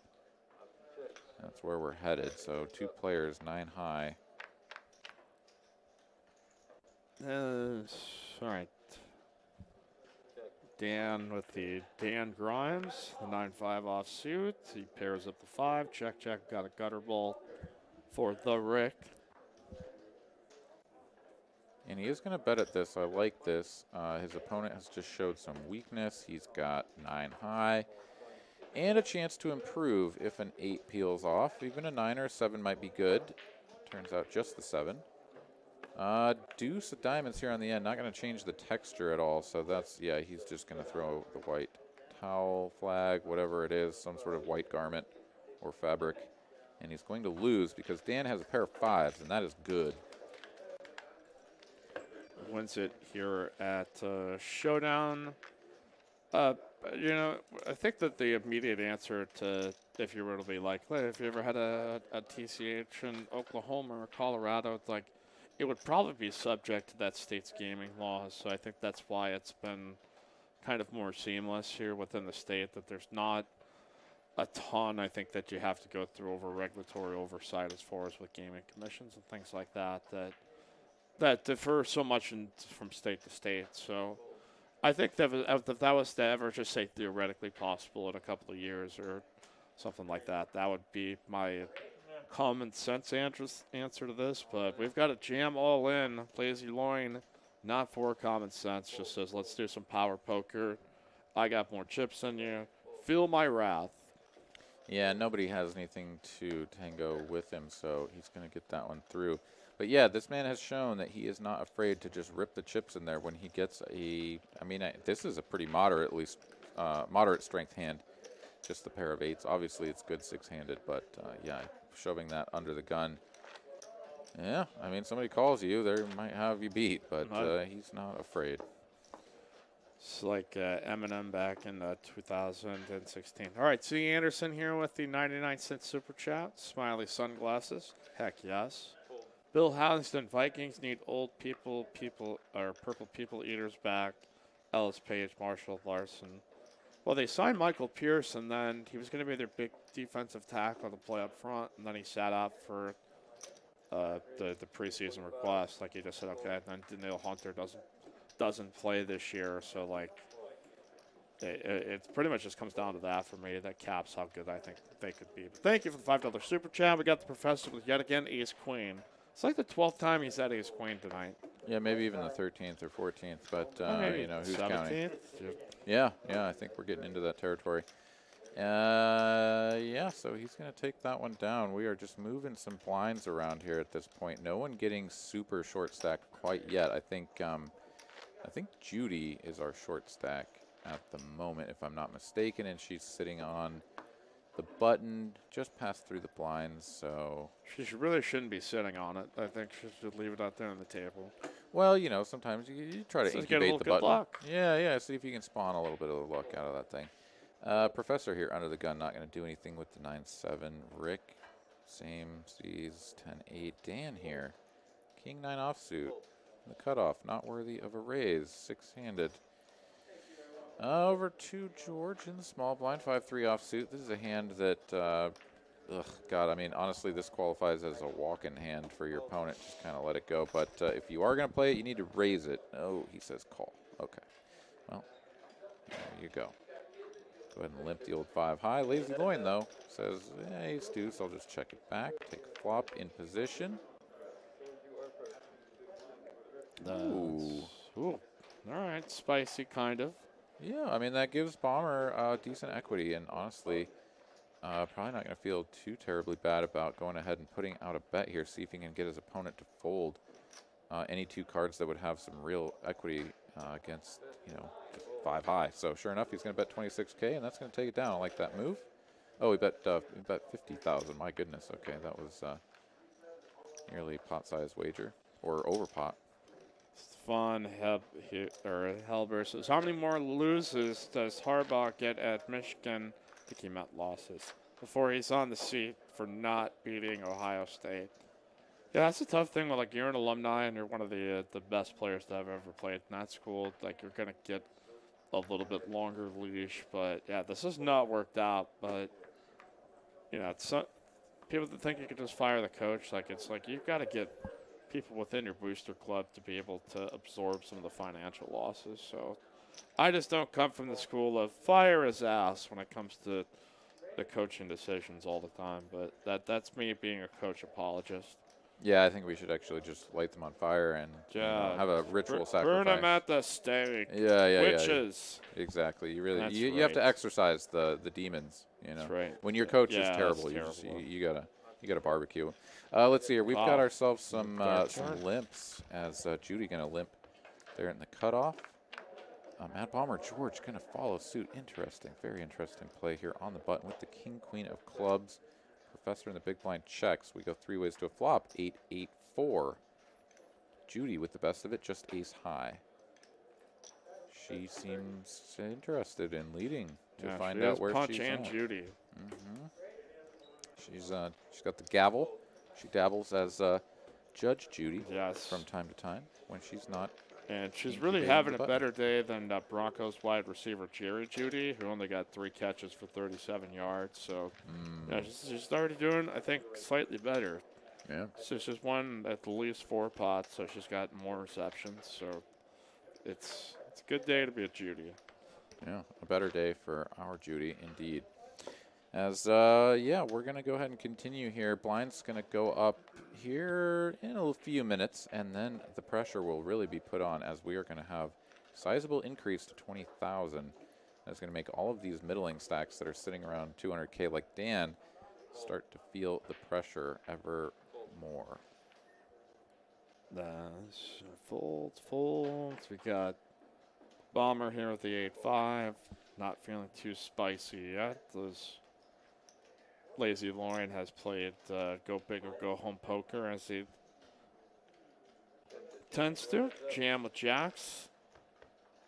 Just under a double up as he got in a big all-in with Dean's ace-king and has been sitting on a pretty big stack here. So Professor calls Again with the Choctaw nuts, Jack Deuce offsuit. They both flop gutter balls. Both terrible draws, but nonetheless, each have a crack at it potentially.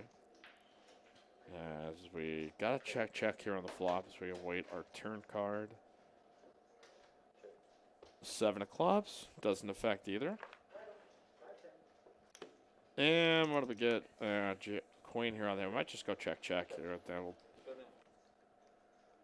Yeah, it will. And Professor is going to win with the jack kicker. So, yeah, just pipping Rick there. I think any player that had tried to stab at that was likely to get it through, but they just check it down. Professor going to pick it up. Alan Piscatello here in the chat saying, Aaron, what WTF happened to Wisconsin? Got to listen to the nerds from Northwestern gloat until we smack them. Yeah, I didn't get to watch. That's really tough feeling, because like an Iowa fan, so we also lost to Northwestern, so you just feel like that's not supposed to happen. Yeah, but it's a very tough feeling. But I mean, they've been trying for a number of years, and I think Wisconsin's biggest problem is they've had these gaps where they've had to sit out for COVID, and I just feel like that has to be tough at the collegiate level if you're either not getting a chance to practice or not getting some of that game experience that you can come out and just not have it there for a week. So that's kind of college football in a nutshell for me. Yeah, no, absolutely. And, like, you know, the tradition there in Wisconsin was, like, play some Ball State and play some of these teams where it's like your Louisiana Techs and your, Bowling. You go out there, you run someone over by, like, 70 points and get your offense all clicking and operating together. And you work out the kinks of, like, oh, wait, like, that play shouldn't have worked. Like, it's not going to work against the real team. Here, Ron.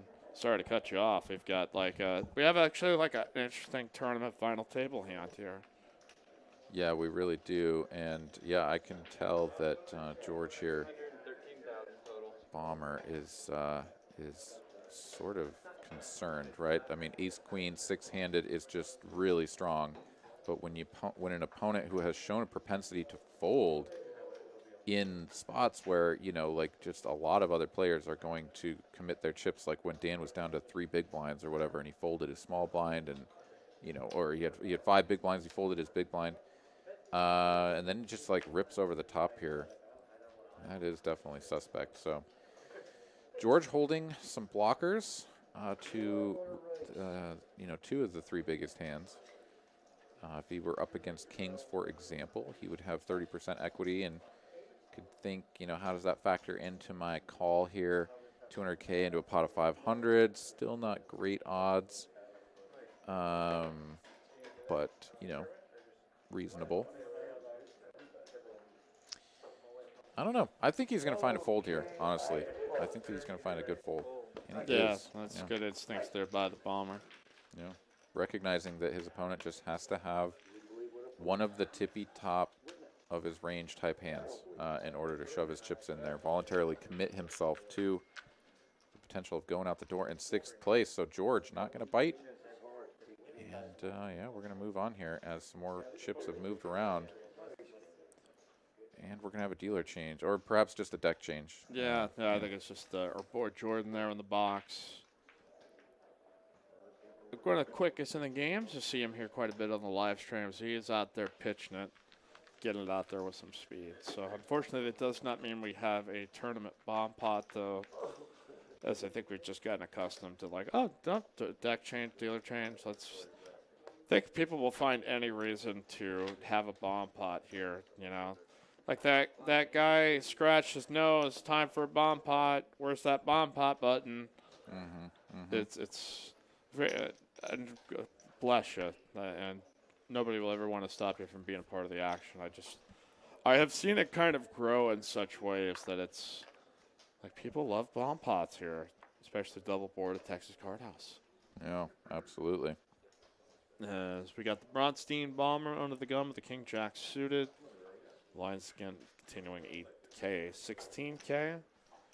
And I'm going to go ahead and really size up. I think it's going to be at least like 40. No, 56.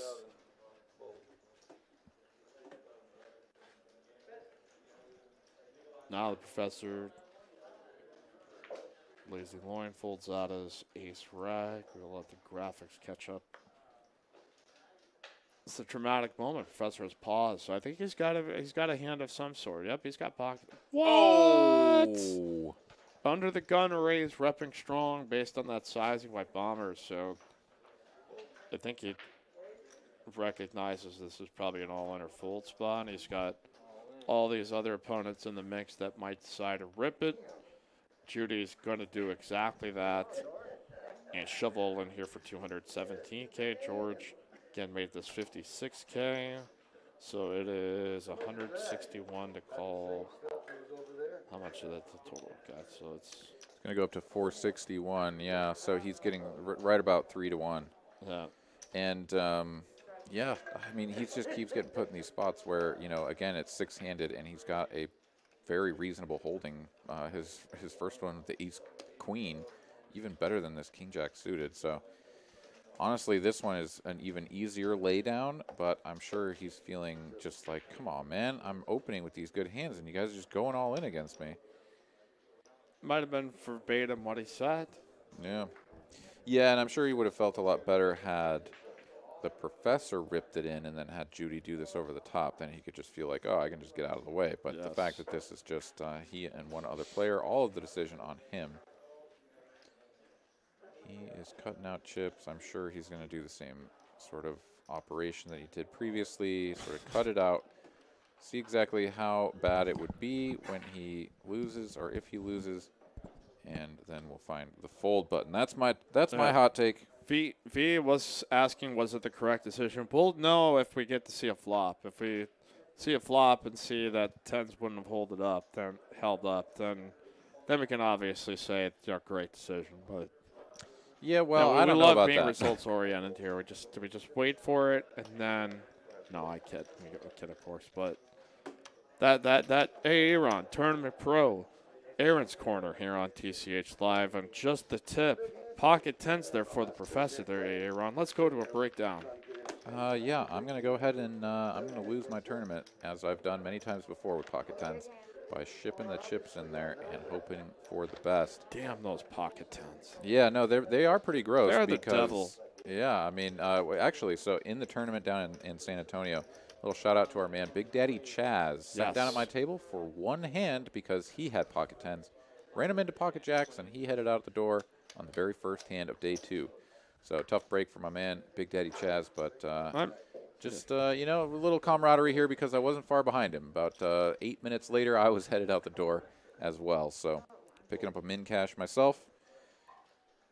Some Tournament TCH poker players. in a nutshell, huh? Yeah, we're representing. But yeah, I do think the tens are just a little too strong. Big Daddy Chaz felt the same.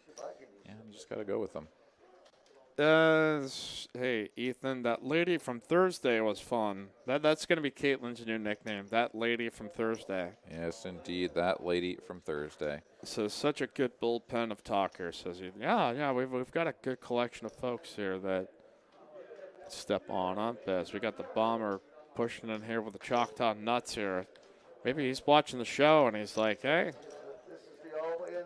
there you go. Shoves it in with a Jack Deuce. He gets Judy to fold out an ace-8, and George going to recollect some chips here. Yeah, that's man, these spots, we keep seeing them, right? And this sort of goes to show the natural tendencies of different players, right? A player like Judy here, she sees the ace-8, and she sees a hand that isn't very good.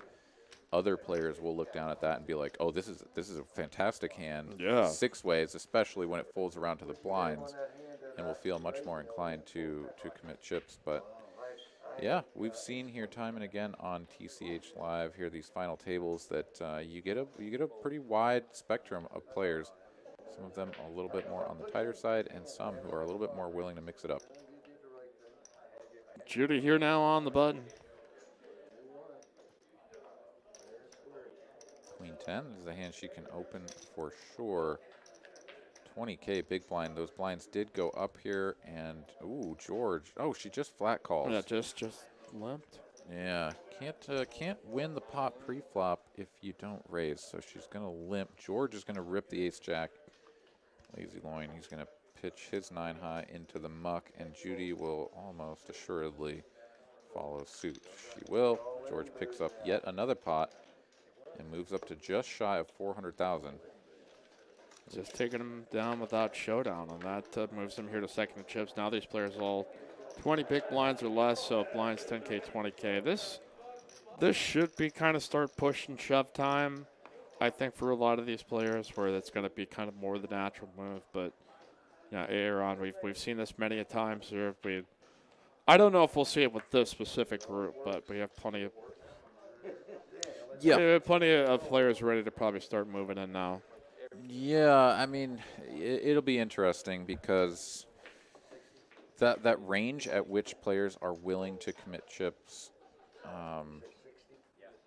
Yeah, I mean, like, here we go. We've got Dan, right? He's going to make it 3 big blinds with the ace-jack rather than just push them all forward, you know? Like, he's always giving himself an opportunity to fold and not maximizing his fold equity. I don't know. It's just, yeah, everybody's got a different strategy. So we're seeing that all on display here this evening. As looks like Sticky Rick is going to be in the big blind here, putting out 20K twice. Man, 40K, that is a big hit. Yeah, and that will start to, I think, whittle down some of these players' stacks, but JTN with the super chat here says, I have Aaron's nickname. Mikey is dude talking. Aaron is other dude talking. Hey, I don't know. I put a little respect on Aaron's name here, man. That's I love how it's I have Aaron's nickname, and it's something other than yeah.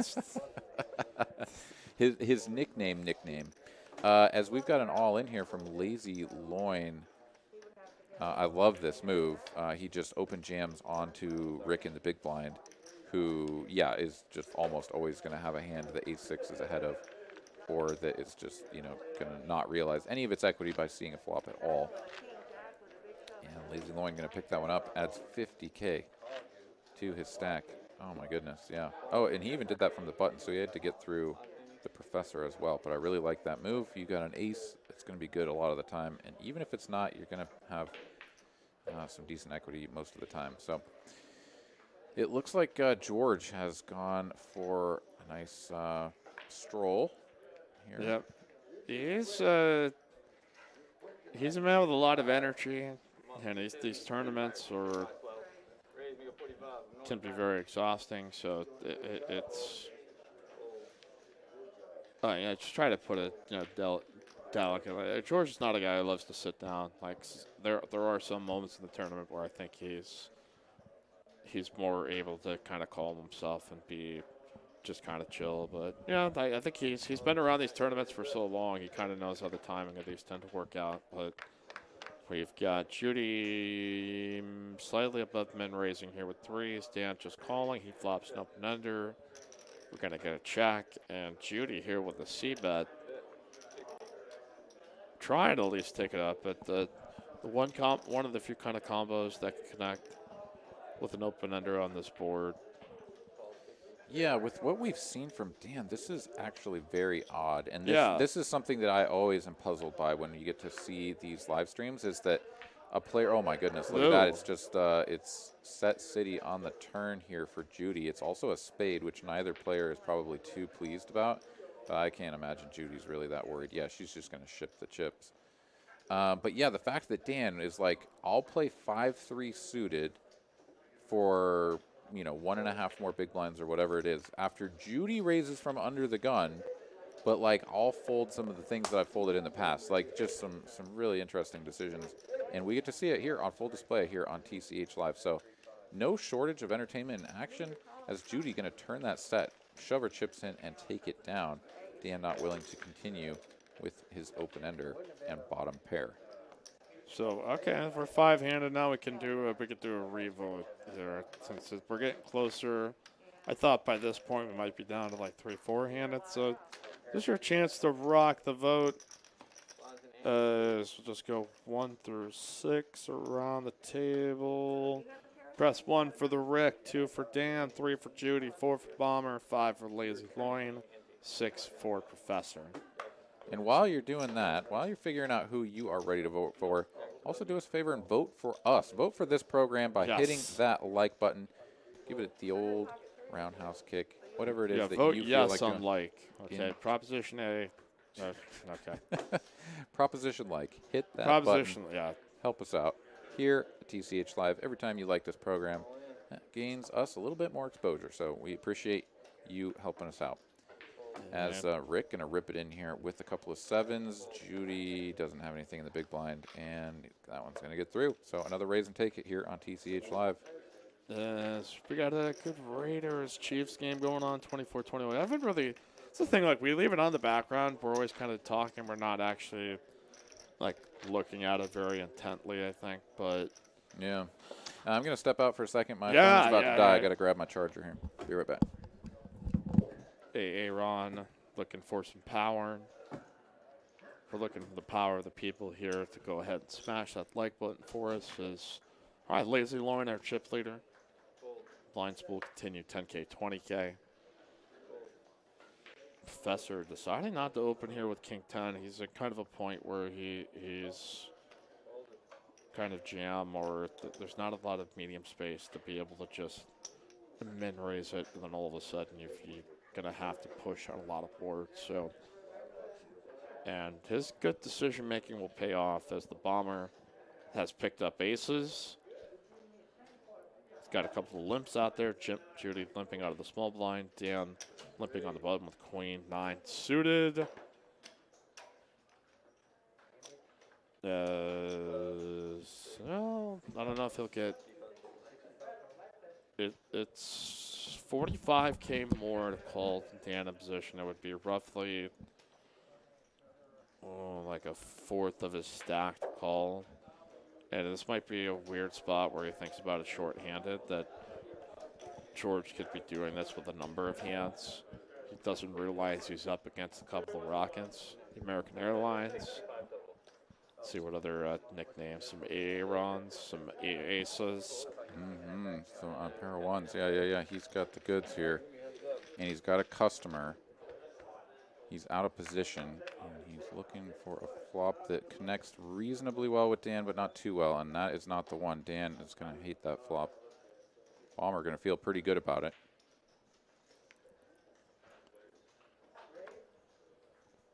George feeling good.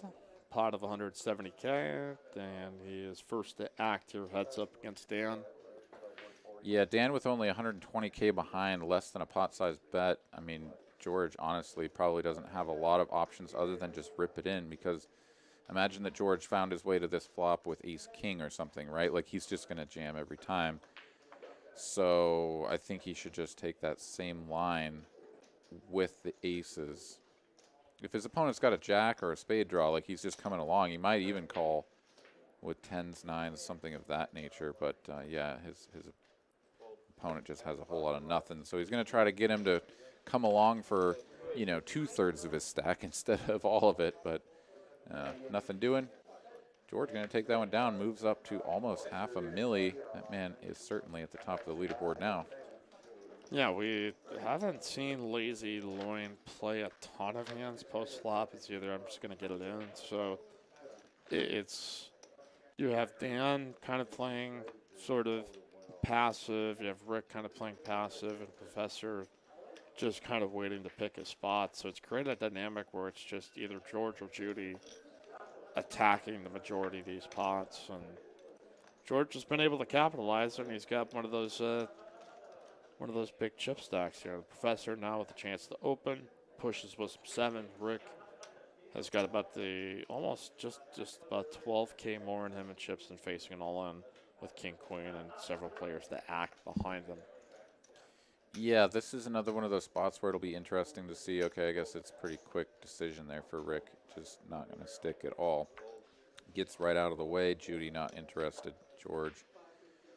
And the remaining players going to just fold out. So Professor is going to pick up the blinds and antes there. And he'll feel fine about that. He definitely would be very pleased with just getting the folds through when you have the pair of 7s. And yeah, now he has to commit that 50K to the middle, or sorry, 40 of it to the middle for the big blind and the ante. So much needed infusion there for Professor, given the fact that he was, I think, going to be, if not already, the short stack there going into the big blind. The text poker. Hey, Mike, what are your thoughts on the Lake Show adding Marc Gasol back to the roster? Marc Gasol was drafted theoretically by the Lakers, but then was traded to Memphis. For the price, yeah, I don't know how much he's got left in the tank. He looked a little long in the tooth, I thought, in the playoffs, and he's got a lot of really good qualities for the price that I think the Lakers are going to get him for. That, yeah, why not? I'm all for it. I think it's a good thing for them, but that's a blip in everything that's happened in the NBA for the last 48 to 72 hours. But the only place where the action's greater, though, is whoever the Bronstein bomber is. Woj bomb here as he raises on the button with ace-9 offsuit. Lazy loin pushes right over the top, though, with king-10 of clubs. Right into him, says take that. Yeah, this is gutsy. I mean, it's going to work, but that is a really gutsy play. The one player at the table that can stack you and send you out the door way below expectation. Yeah, but he says, you know what, I've had enough of you opening your button and just don't believe you. V saying, you know, why is he folding 10-10? And I'm not sure if the queen-queen was actually real or if we had a little bit of a misread there or something, but goes all in with. Yeah, it was not queens. And but then he's willing to shove the sevens. This is a very different scenario, right? I mean, and this is something that you really have to recognize. And if you play enough tournament poker, especially, or just poker in general, that you start to recognize the difference between these plays. One play was that you had a player under the gun opening to a large size, and then you look down at a hand like tens, and you have other players behind you that cover you. You know, like that's a tricky spot. Like you've got some information to work with. You don't really know what's going on. The other spot is that you've got sevens under the gun. You're about to hit the big blind, and you've got 10 bigs. Okay, you're going to shove when you have a pair. Like that's a pretty straightforward decision. So anyways, it really depends on the context of the situation there. So. Yeah, that is correct. It's a lot different when you're the first one to enter versus the one reacting to it. And yes, you're just first to act. You can represent a lot of strength. So it's very on brand for the very studious professor tournament superstar here at TCH as Lazy Loin after that jam on the bomber. Back up here to the big stack, but margins get pretty thin here as bomber now with the ace-8 suited. This is like catnip, and this is going to be a 3x raise. He's not, to George's credit, he's not taking his foot off the gas here at all. Yeah, this is even over a 3x raise, going 3.3. And everybody looking down at rags, and Dan is now folding into ultra danger zone. After folding away 40K right there, the man is down to 80K, which means that he has 4 big blinds. And he's going to have to commit another 10K for his small blind here, taking him down even further. As you can see there, payouts, top spot getting 23.50. Nice little payday. Our next player to be eliminated, 640.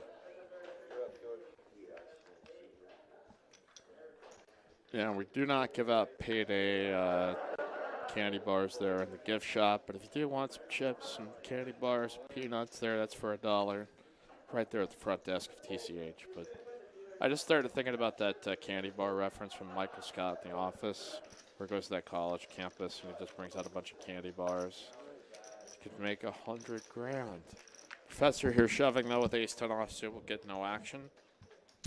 We got a question here. Eugene Green saying, if it wasn't queens, how do we know it wasn't 10? So, all right, again, this is contextual, right? So that time that it showed on the screen, the professor mucked the queens. He just like insta-mucked them, right? It was like, oh, I looked down at my hand and I just like snap muck queens. Like that doesn't make sense. No. When he had tens, he sat there and he thought about it and he recognized, oh my God, a player under the gun who covers me has opened and I've got a decision to make.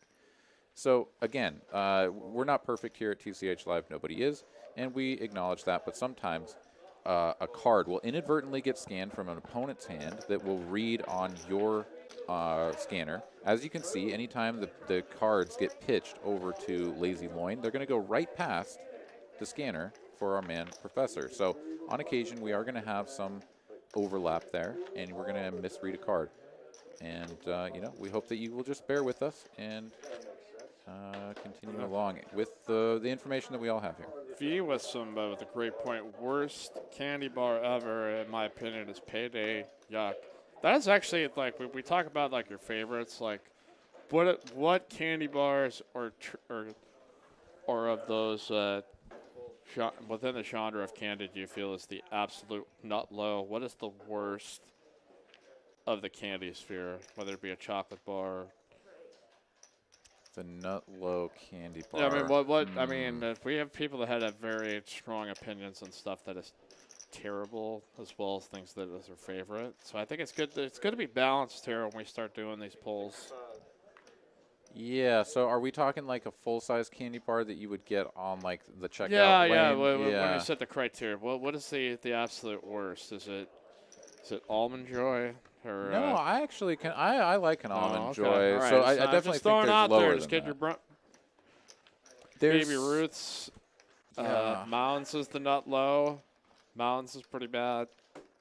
I do think maybe Mounds is pretty close to Nut Low for me, but yeah, I'm trying to think. So there's something I have like this image in my mind of this, like it's almost like a peanut brittle type thing. I Yeah. feel like it's like a really old candy bar that just like kind of limps along, somehow still selling just enough of them to survive. And like it's like on the bottom shelf in the checkout lane, you know, you're like, what's down there? Oh, there's like some ancient Tic Tacs and whatever that peanut brittle thing is. Mr. Good Bar. They're not bad. I don't know what it's I'm called. going through some of the hierarchies here just to see of the poison that's out there. What's the worst? We're getting a lot of votes for peppermint patties. Absolutely. Oh, no way. No, I love me a peppermint patty. Dude, a York peppermint patty, I will, dude, that's a dangerous thing for me. When I'm walking through the supermarket and I see them, I'm like, well, I like need it. It's I like don't want to crack. cut your thought off, but what do you think the bomber would do for a Klondike bar? Do you think he would jam with all ace queen here? I definitely do. Yeah, And he did. So someone should get that man a Klondike bar. Klondike bars are pretty darn good. Austin Free Money says, don't pick on Take 5 or whatchamacallits. Those are nut sleepers. Oh, God, is it whatchamacallit? Is that the thing that I'm thinking of? Are you a vehement whatchamacallit, anti-whatchamacallit person? The Clark bar is hideous, says JTN. Do those still exist? Is Clark bar? I don't know. The Like, hell I'm is the just like, Clark I don't bar? remember what this thing is called. Clark bar. I need to look that up.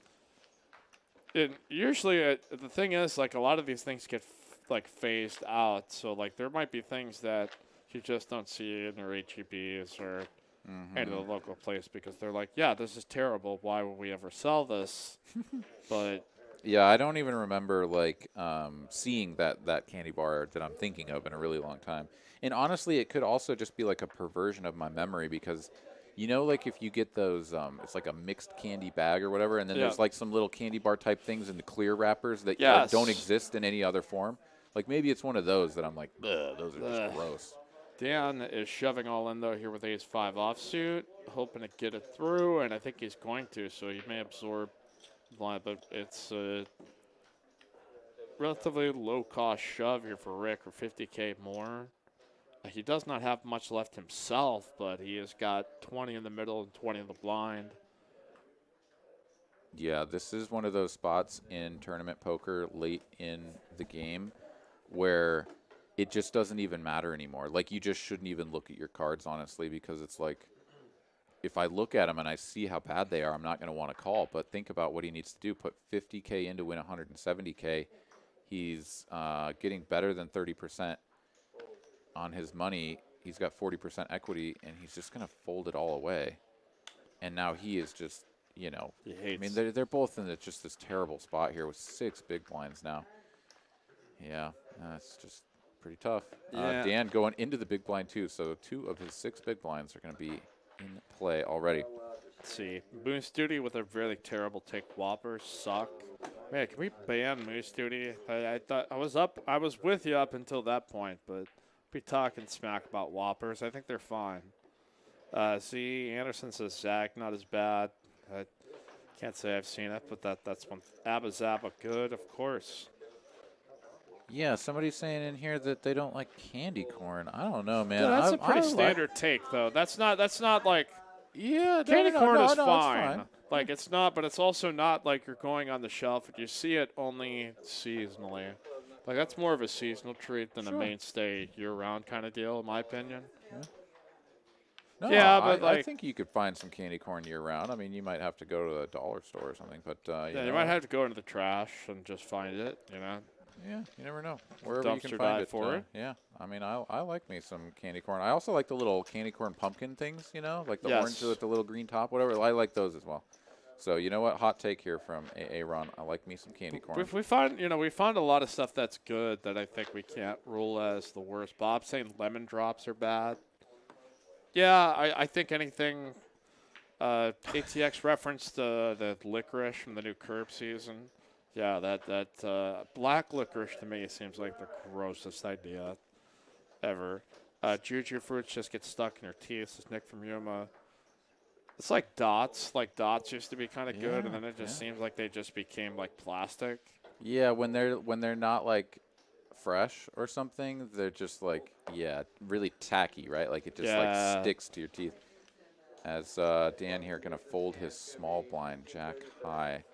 He is now down to 3 big blinds, but he is the proud new owner of that button.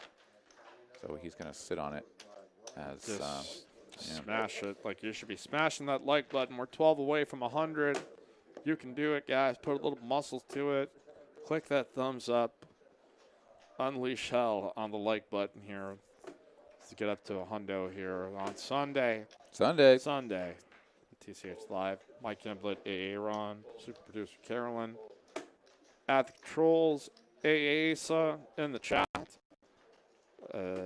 Let's keep it rocking. As we've got all your candy takes here in the chat.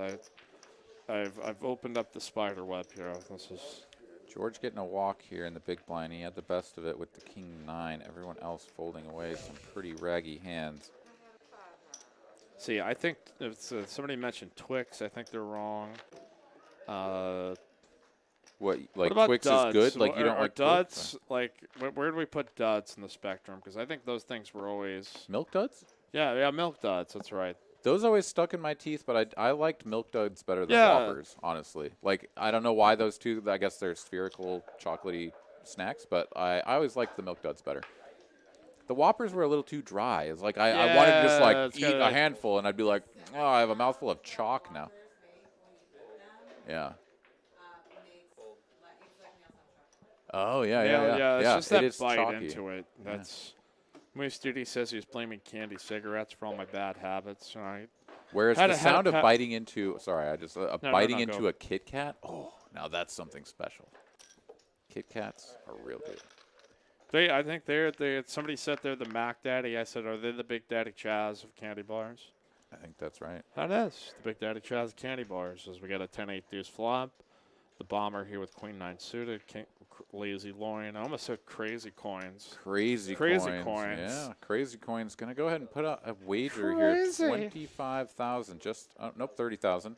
I like his approach too. He's strung them out there like Orion's belt or something. That's as bomber here, out of position. He's got gutter to a straight, backdoor to a flush, overcard to the board. This is a little over a big blind. This is a big blind and a half, so this is definitely a spot where he can defend.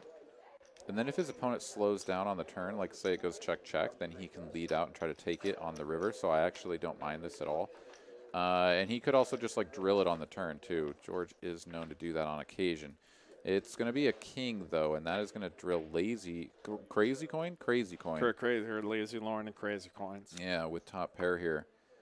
As bomber now still, wait, now he's going to lead out at this. This is very interesting. So, and Crazy Coin just says, yeah, I'm all in, buddy. I hit a pair of kings. And he stands up, like snap stands up as though like. He does this a lot when he goes all in, though. That sometimes it is just kind of in his nature to stand. And yeah. It's plus EV. Yeah, George going to pat the table, say, you're good, buddy, and fold. So Lazy Loin Crazy Coin going to go ahead and pick up a nice pot there. That moves him up to 700,000. He's got the loin share of the chips at the table. All right, we've had a lot of good candy takes here. I've not heard one mention of Werther's. Any of you guys love the caramel candies? Those were that was definitely something that you reached into the jar at your grandparents' house. Exactly. And got, I think they're still good. Call me an old grandpa, but I thought they were decent. Oh, but they're not at the nut low, I think. No. Yeah, of course. So Okay. it qualifies the nut low. It's like, it's on the Lottie line of candies. Ooh. Here's a good one. What do you think of, what are they called? Good and Plenty. Oh, we got Dan shoving in with Jax, though. Okay. I'm sorry, Hot take from. I'm sorry to interrupt. Yeah. This is Okay. we're really getting somewhere here with this, but I'm sorry. Dan's got Jax, and we got to get back on point. But and the professor has to call. This is one man who knows that he has to call. And I hope he didn't look at his cards yet, because this is going to make him just sick to have to call. Oh, my goodness. No, he's already looked and he's already seen. Oh, yeah, he's going to do it. Yeah. This is what you have to do at this stage of the tournament. And this is why you shouldn't even look at your cards. You should turn them over after you've committed the chips, because it's like, this is literally, what is that, 2 big blinds? Is it even 2 big blinds? I don't even know. But yeah, he's got to put it in. Got to put it in, find out what happens. That's the second worst hand in poker up against the third worst hand in poker. Deuce versus Jax. Oh, there's all a right, deuce. Deuces. Spade. Dan holding on. Spade would also do it. Oh, he fades it. Dan staying alive here, and he'll be up to 185K. That was the nut low flop for Jax against the 8 deuce with the 8 of spades. Pretty sure. I mean, besides, of course, like deuce. But yeah, wow, that one he's gonna fade all of the outs there. As I've just got an update from Bryson, he's sitting on 3 million chips in the tournament. Fantastic stuff there for you guys man remember Bryson. Runts, like the fruit candy? Those were terrible. I mean, like, they were my all right, but, parents like- went to Treasure Island in Vegas when I was a kid, and they brought back this giant glass bottle of Runts candy. So I had all of it, but I didn't. I just would not mess around with the bananas. I thought it was great, but it was kind of clearly awful for your teeth. But Did you ever? Everybody's eating candy, going, "Yeah, this is really good for me." Yeah. All right, we got the professor jamming with deuces here. Brick is going to have to call because he's got a lot of chips here in the big blind. Did you ever just empty 2 of those little boxes of Runts into your mouth and then just let the outer layer sort of melt away from the other stuff, and then try to chew whatever was left from the middle? It turned into this tacky material that would glue your teeth together. I couldn't unclench my teeth. Yeah, no, I don't think it was. Maybe a good way to loose the baby teeth though. If you needed to rip them out, they were loose, and you just needed to go for it. Well, while all this is happening, Rick got eliminated here as our 6th place elimination here. It's deuces hold up against Queen 7. Got to be kind of a scary board there for the professor, but sometimes he does get unlucky, but when he runs good, runs pure. Excellent. Wins the flip. He is a dangerous foe here as he's still hanging on. 5-handed, the bomber. We got Lazy Lauren. We got Punch and Judy. And we've got Steely Dan. We have lost the Rick. So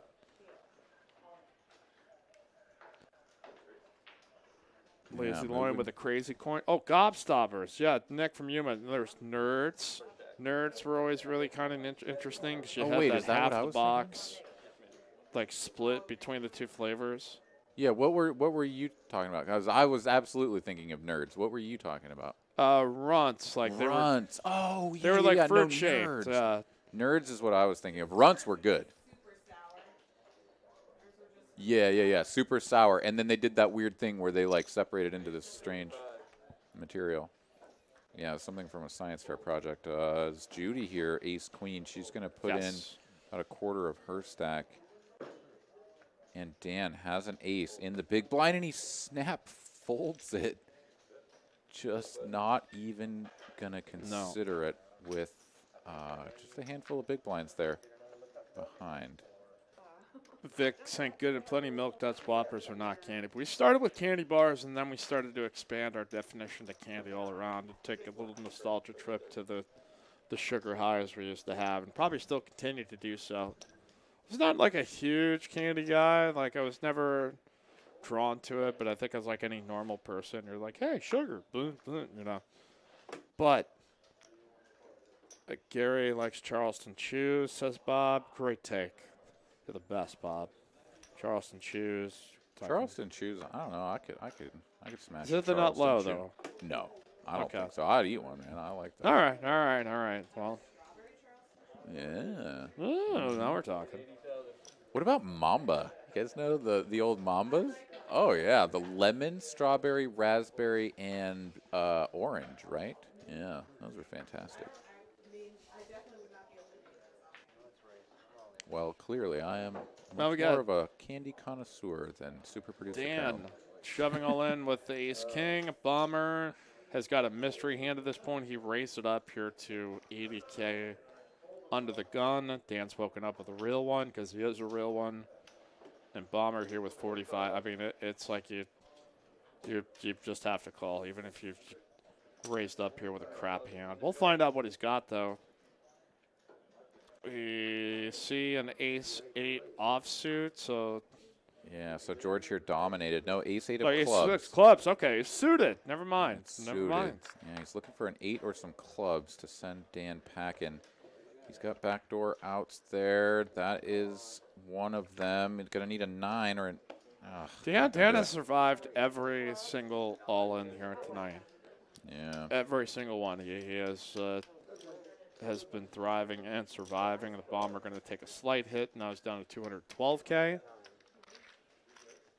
As we continue here on the TCH Sunday candy discussion. Oh. We've really branched out into a really interesting dialogue between our audience, people branching out into different brands that I hadn't even thought of and considered. Folks mentioning Nick from you with Tootsie Rolls. You can have the flavored Tootsie Rolls I always liked. Swedish Fish. Swedish Starburst. I will always go for a Starburst. I'm like 10 years old. I can still, if you give me a Starburst, those are going down. So. Oh, yeah, absolutely.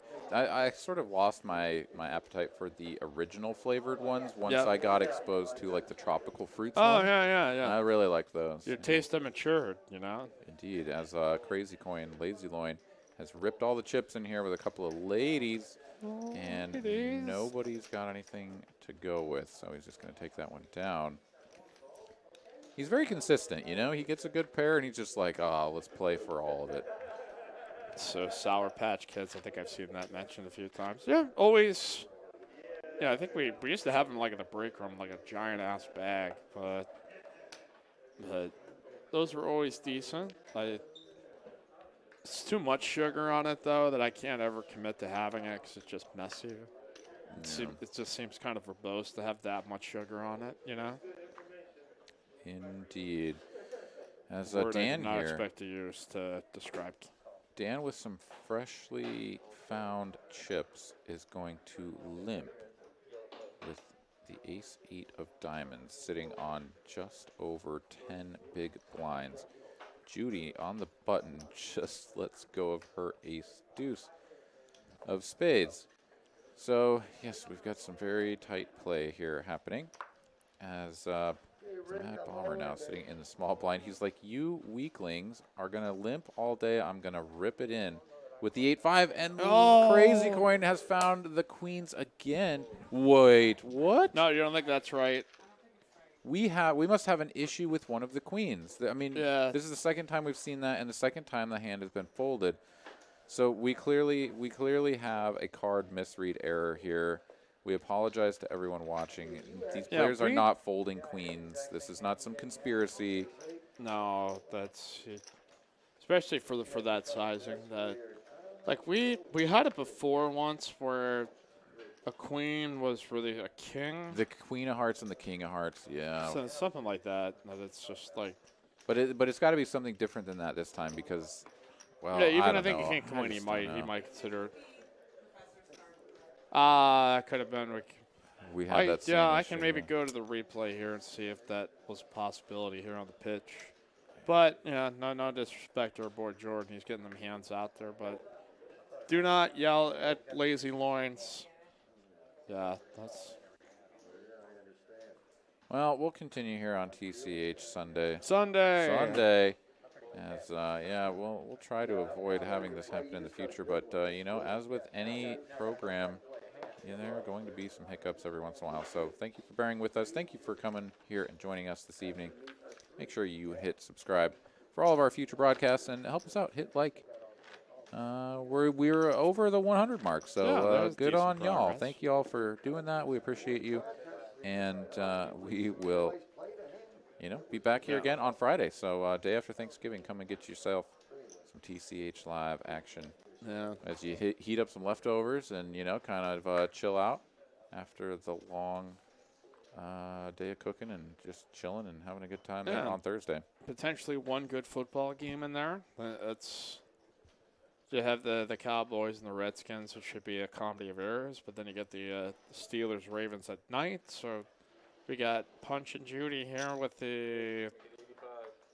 just about 10 big blinds, 15K, 30K, kind of just above men raised with Queen Jack suited. The bomber now looking down at pocket eights. And now he's faced with a decision. He's going to rip it. We'll see.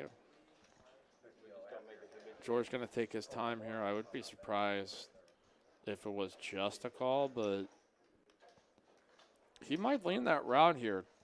No, I don't think he would. I think he's shown this propensity before to kind of cut out the chips for the call to kind of get an idea of like what it is in reference to the remainder of his stack. Yes. But no, I don't expect that George would do anything other than shove or fold here. A call is just, that's nightmarish to put that percentage of your stack in. Yeah, he is going to opt for the fold. Judy playing fairly snug, and he says, you know what? She might just have the goods here, and even if she doesn't, I'm probably flipping if she decides to call. So, yeah, here Dan, he's not shy about ripping his chips in. Now back over to Judy. These blinds have just gotten so massive. This pot is gigantic. She is going to call. She says, you know what? I've had enough of this nonsense. Y'all ain't pushing me around. I got Queen Jack of diamonds, and I'm ready to go. It's not King Jack of diamonds, but it's awfully close. No certain player of the admiration for that particular hand as Ace Queen holding. Queen pairs up on the turn, a Jack and a Jack alone. And that, we'll see how close. Judy's only going to have 62K left, and she's now going to be the big blind as Dan now up to 545K.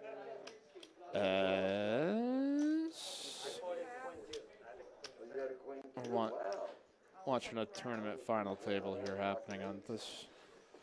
Yeah, so Dan going to get the full double through Judy. Judy going to be left with some crumbs. She's going to have just a couple of big blinds here. One. Oh, yeah. Well, so then 2 big blinds. Super producer Carolyn rolling her eyes at me. Yeah. As she does very frequently here on the program.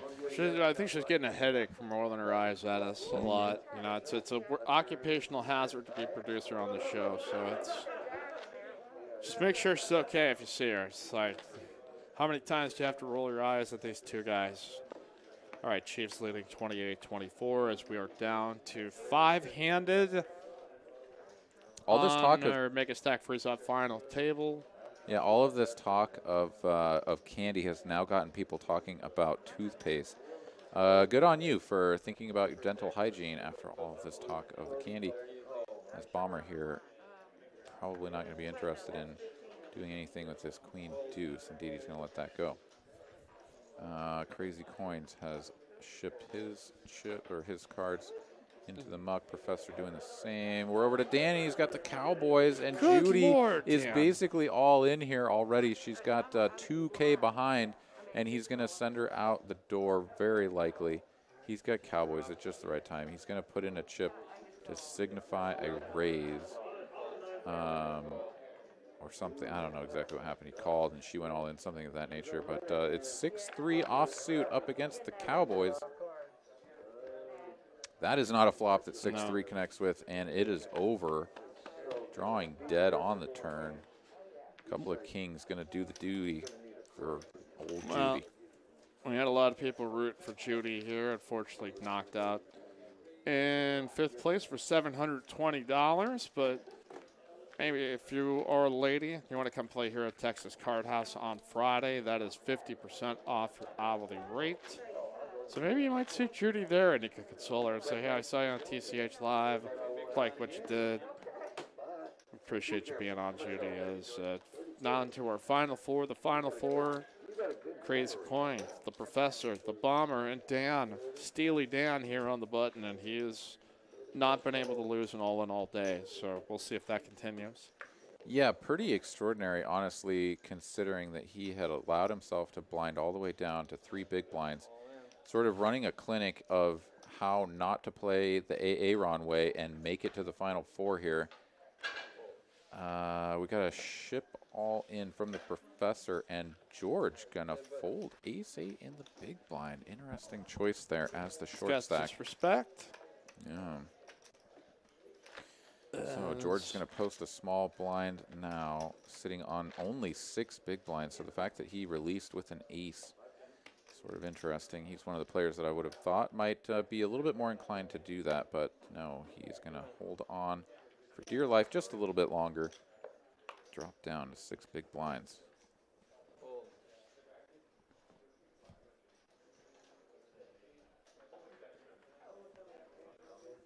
All right, so we've got So Bryson. our man Bryson has just doubled up in the tournament. So way to go, Bryson, hanging on there, sitting on a cool couple of millies. Well, we've got a shove here by the Bomber. Lazy loin here with King Jack off suit. Facing, well, again, what do we got? 20K, 40K, or just 1530 still? Yeah, we're up to 30K. Yeah, 30K Yeah, so big blind. So yeah, there's only 5 big blinds for Lazy Loin Crazy Coin, but he's gonna fold it. My goodness, with the chip lead or very close to it. I think that's gonna have to be a call personally. But again, what do I know? Because these players are here at And the you're final not, table. Aaron. And Huh? How do you think of that? These guys got the results. I'm a chat pro, and I will shout you. No, I'm just a tournament donkey. So Yep. you know what? Can't even make a final table here. Don't feel bad. I haven't made it. I'm not on the final table as well, but As our next player to be eliminated is going to bring home a cool 1,000 buckaroos. smackaroos, dollar dues. And we got a jam here by Lazy Loin with the ace-9 offsuit. Certainly don't blame him. Professor here with 4 high. It is suited, but it's not going to connect here. Go ahead and give it on up. Blind's really moving around here, so George going to need to make something happen this hand, or he is going to get sat in the big blind for a hefty chunk of his remaining chips. All right, Mike Gamblett, AA Ron, super producer Carolyn here in the house, in the hizzy. Vic Galante is saying, do they not allow an ICM chop or anything at this table just because of the stream? No, the players can always chop if they want to. Yeah, players can do whatever they want, and we've already had a deal made earlier to pay 7th place, sort of pay the bubble boy. And so, you know, they could definitely opt to do that, and especially as the stacks get shallower and shallower, we could see that becoming more of a chance of reality. But, you know, as of right now, George is the, overwhelming short stack. He's down on the 6 big blinds or whatever. He's going to be sat in the big blind next hand. So anyone who has more chips than that, which is everyone at the table, is sort of inclined to not really be offering a chop. But, yeah, Dan here going to turn the goods. Professor going to bet with the open-ender. Yeah, Dan turned the good bar. Here with the 5-9 straight. Professor semi-bluffing here on the turn. Just decided to take maybe if I breathe on this, I could just pick up the pot, but gonna have to be forced to give it on up as Dan continuing to run hot here on TCH Live Sunday. Sunday. All right. Thanks, Aaron. Nice job with the commentary too. Ethan, I think Big Daddy is still the man, but J-Stack is on a hell of a run. That's right. J-Stack, or boy J-Stack, continues to crush that Thursday game on the goodwill run right now here, man. Yeah, no, I haven't seen that kind of run good in quite a while, so we'll see if he can keep it running the next time he's on. As Lazy Loin here is got a little bit of run good of his own, at least he thinks so. He's got ace-queen. It's going to end up being 2 overs to the pocket jack, so Professor, who's going to ship his chips in with no hesitation. Over to George here, who's going to scan his cards and be like, yeah, I got a queen and a 9, and these guys are all in. I'm out of the way. Yeah. Have at it, bros. And it's a couple of jiggities up against the ace-queen of Lazy Loin. Will we see an elimination, or will Professor double up and hold on? Oh, a top set of JJ Redick's. Still live, still live. It's going to be another 8. That's not going to do it for the elimination. Lazy Loin was drawing live 2, a 9, or a king for a straight. Not going to happen. Professor going to double up. Very opportune time. That's going to put him into second position here. Drop Lazy Loin into third. Bomber still bringing up the rear with only 6 big blinds. And again, he's going to be, no, he just folded the big blind. So yeah, he's going to drop another half a blind here. Yeah, so it's, had George played that too, he would have turned an 8 to queen straight, but he's obviously not going to call a jam with queen 9 offsuit, but. Yeah, not with a jam and a call when a player getting eliminated helps him ladder up. So correct decision there from George, even though the run out would have been very favorable. Do you like that? The pocket JJ Redick's. I know Bones would like it because he's a big JJ Redick guy. But hey, J Stack in the chat says LOL. He's got a new shirt coming out, Chris says, according to ATX Poker. Check it out at atxpoker.club/shop. As the Raiders has scored a touchdown on a 12-play 75-yard drive. Chance with Pat Mahomes to take him home down. We'll see potentially after the extra point here is got a tight end scoring here from Derek. Oh, Jason Witten. You guys remember him here in the Cowboys playing in for the Raiders. A little block shed.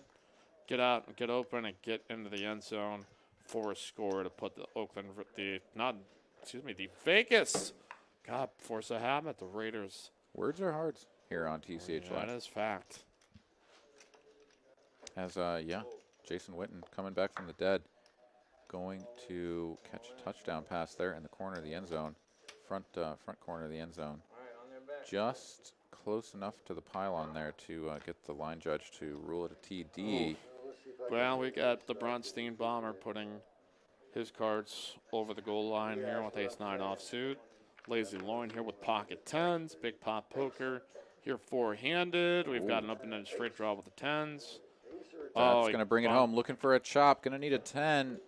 No more 10s in the deck. Our man George, the Mad Bomber, being eliminated here in 4th position. Going to take home a cool 1K for his efforts. Back-to-back weeks here for the Bomber. Maybe at least 3 in a row. Am I mistaken? It's at least 2 in a row here, but George does really well getting into these final tables. So expect we'll see him back again. You know, his son Rick always watches, so fortunately that's just tournament poker in a nutshell. You got a hand you got to pick up and jam with. You got a player that calls with a hand they should call with. And now we're down to 3-handed as Dan the Man, the Professor, and Lazy Loin with the crazy coins duking it out here 3-handed. Yeah, and now the big blind is up at 40K, so 20K, 40K with a 40K big blind ante.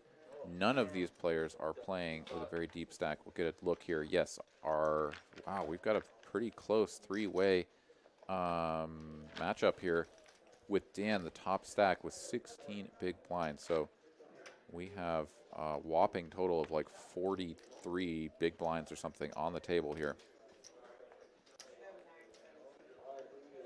And yeah, with this with the kind of variance that comes with the you know the small number of big blinds just in play, and with all of the players being relatively close in chip counts, it really comes down to a lot of luck and what kind of cards you pick up.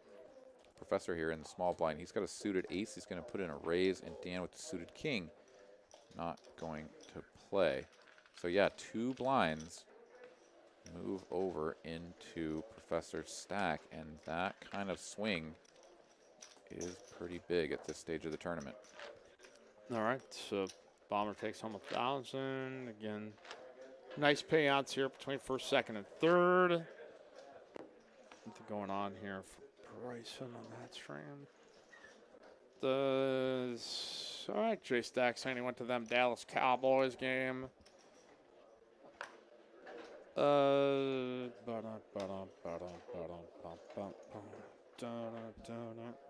right. Yeah, Dan here sitting in the small blind. He's just going to give a walk over to Lazy Loin. Queen 4, not good enough. 3-handed for Dan. Walk over to the Lazy Loin, your home for Lazy Boy Recliners and Butcher Shop here in Austin. That does sound like kind of a hipster shop there. Come on down to the Lazy Loin. Yeah, but make Might sure be to a bring business. some crazy coin because prices have never been higher. It's in my eyes, Johnson. That's from Rick and Morty. Come on down. What are you waiting for? Real fake doors. Real fake doors. I like the personal space guy. Yeah, He yeah. tears Hey, off you're his getting a own little close to the personal space there. Oh, Rick and Morty. Just we got a couple of always ladies. good. We got a couple. Did I do the bit before you could? No. It's like it came from Bill Burr's podcast, where he would always read this off either as a sponsorship or he'd just go into a bit and says, "He'd be like, hey, lady." Then there was just some interaction, but we got jam here by Dan. The jam by Dan here as Professor with King 10 suited for a Don. lot of chips. Don be jamming. Yeah, man. Yeah, Professor can just let that one go. Here's another spot where we've seen players just taking a ton of aggression, and it just puts all of the information out there, and their opponent is only going to call with a hand that's really, really strong and fold all of the ones that are weaker that you might want to extract some value from.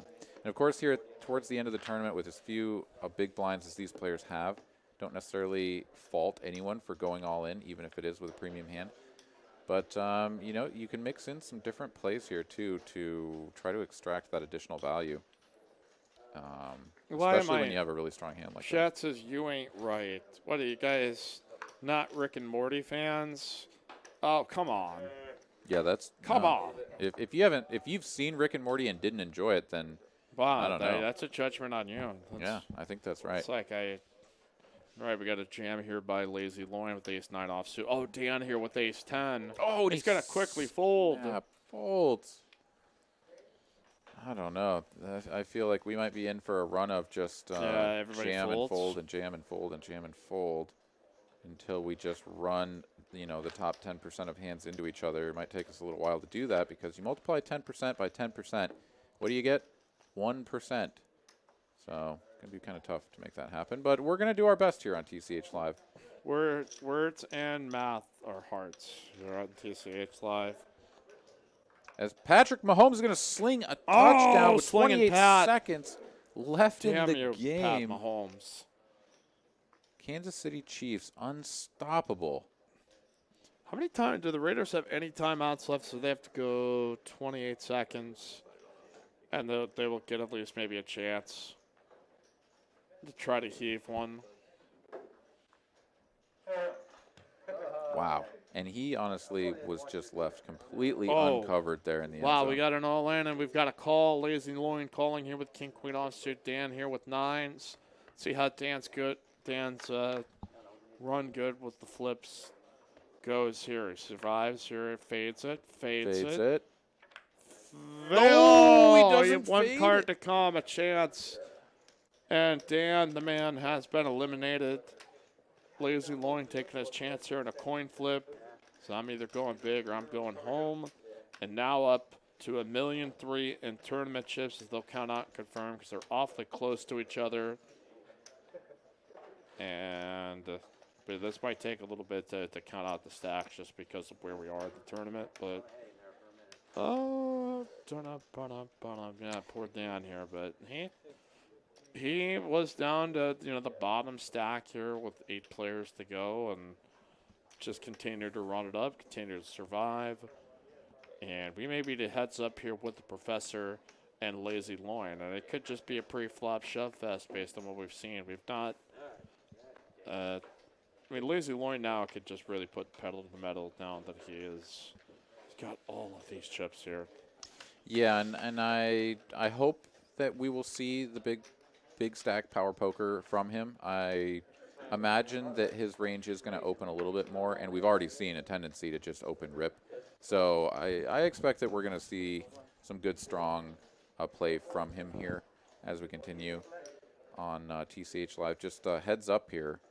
These two players playing for a top spot, $2,350. Runner-up getting $1,560. Yep. And unless we have some sort of deal, but yeah, Crazy Coin, Lazy Loin, he's got all of the chips at the moment. I think he's got his opponent out-chipped about 2-1, perhaps even better, stronger advantage than that. Hey, Mike and Aaron, what are your thoughts on Landon Tice? Kid is having a great summer, crushing at ATX.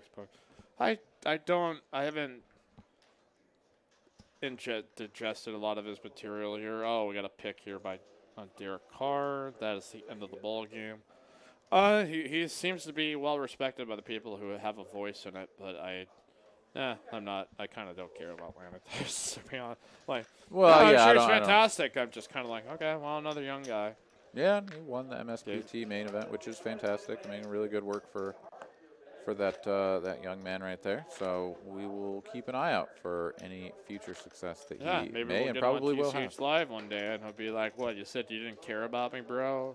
Yeah, and then it'll stack Mikey for shiver $13. The ball, and okay, we got the Professor with Ace King.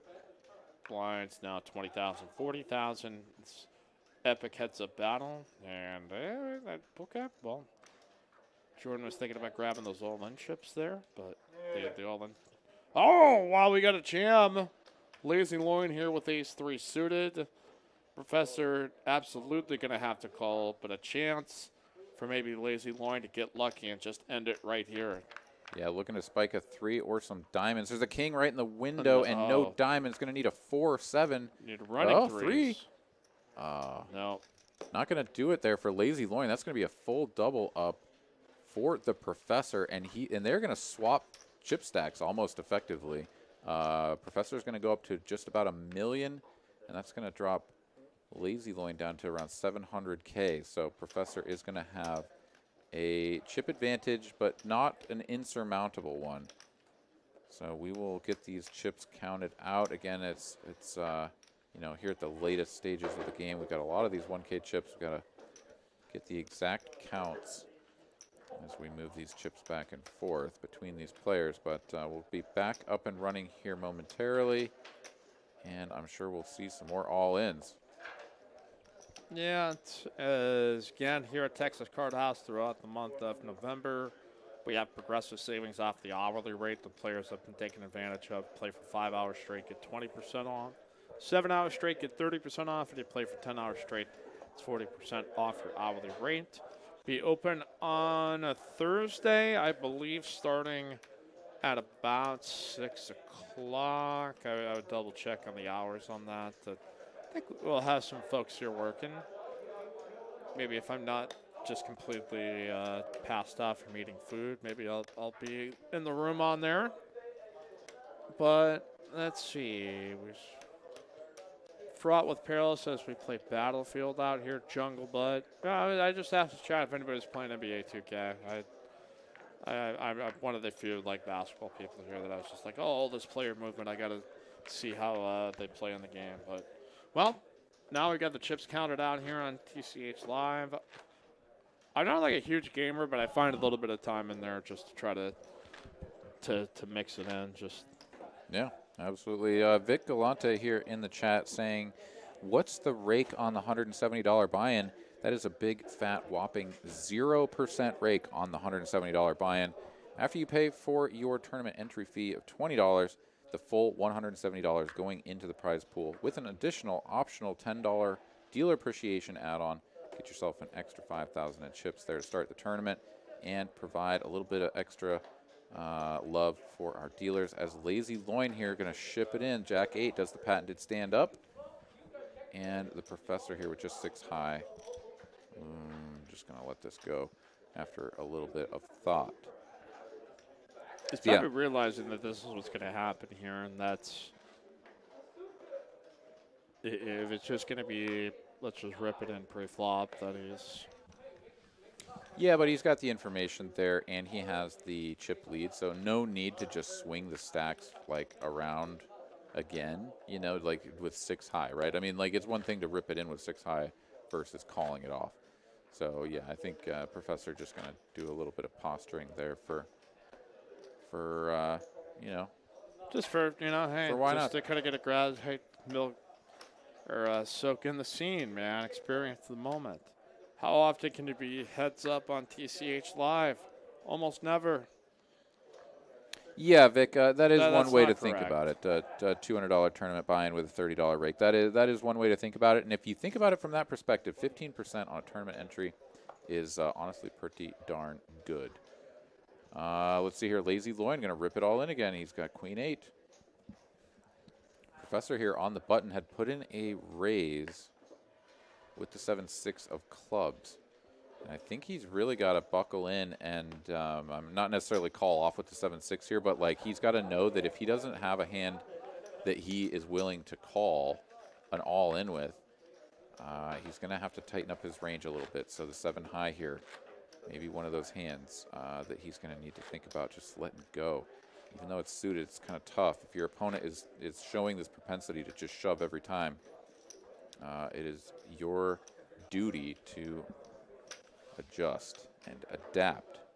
Any of you guys getting that PS5 or that Xbox thing? I'm not, but I know there's the gamer world is going nuts. We got a jam here by the Loin. The Lazy Loin with a jam. We've got a Professor now here with an interesting spot. King 10 suited. He realizes this is just all it's going to be. Does he want to decide to gamble here in this spot? That we see here that Lazy Loin shoves with an ace-4 off. Yeah, and previously he had a jack high and a queen high that he was happy to get it all in with. Professor here has got to wonder, what are the chances that he can find 3 premium hands in a row that he's jamming just like over and over and over again? Like the statistics on that are pretty low, which means that his range is going to be a little bit wider, which means that King 10 suited actually might not be in that bad of shape. So he's going to sort of think this through, counts out his chips to find out exactly what he's working with. But honestly, the 3rd jam in a row, and now you're looking down at a suited king, feels pretty bad to fold. Not that it's necessarily the wrong move, it's just, you know, you got to eventually put your foot down, and he's going to do it now with the King 10. Someone is getting either totally wrecked here, or, in fact, a player will be eliminated from the tournament. Oh, here we go. 10 in the window there for the Professor. Still some hope. 3 odds here for Lazy Loin, and it is 3 10s for the Professor. And that is going to put Lazy Loin down to 55K. So if he makes the greatest comeback potentially ever, which is not impossible, the Professor now has a lock on this. He could be very well be this Sunday's champion on TCH Live. Yeah, again, this is a $170 buy-in tournament. We play this each and every Sunday. $170 buy-in, $20 tournament entry.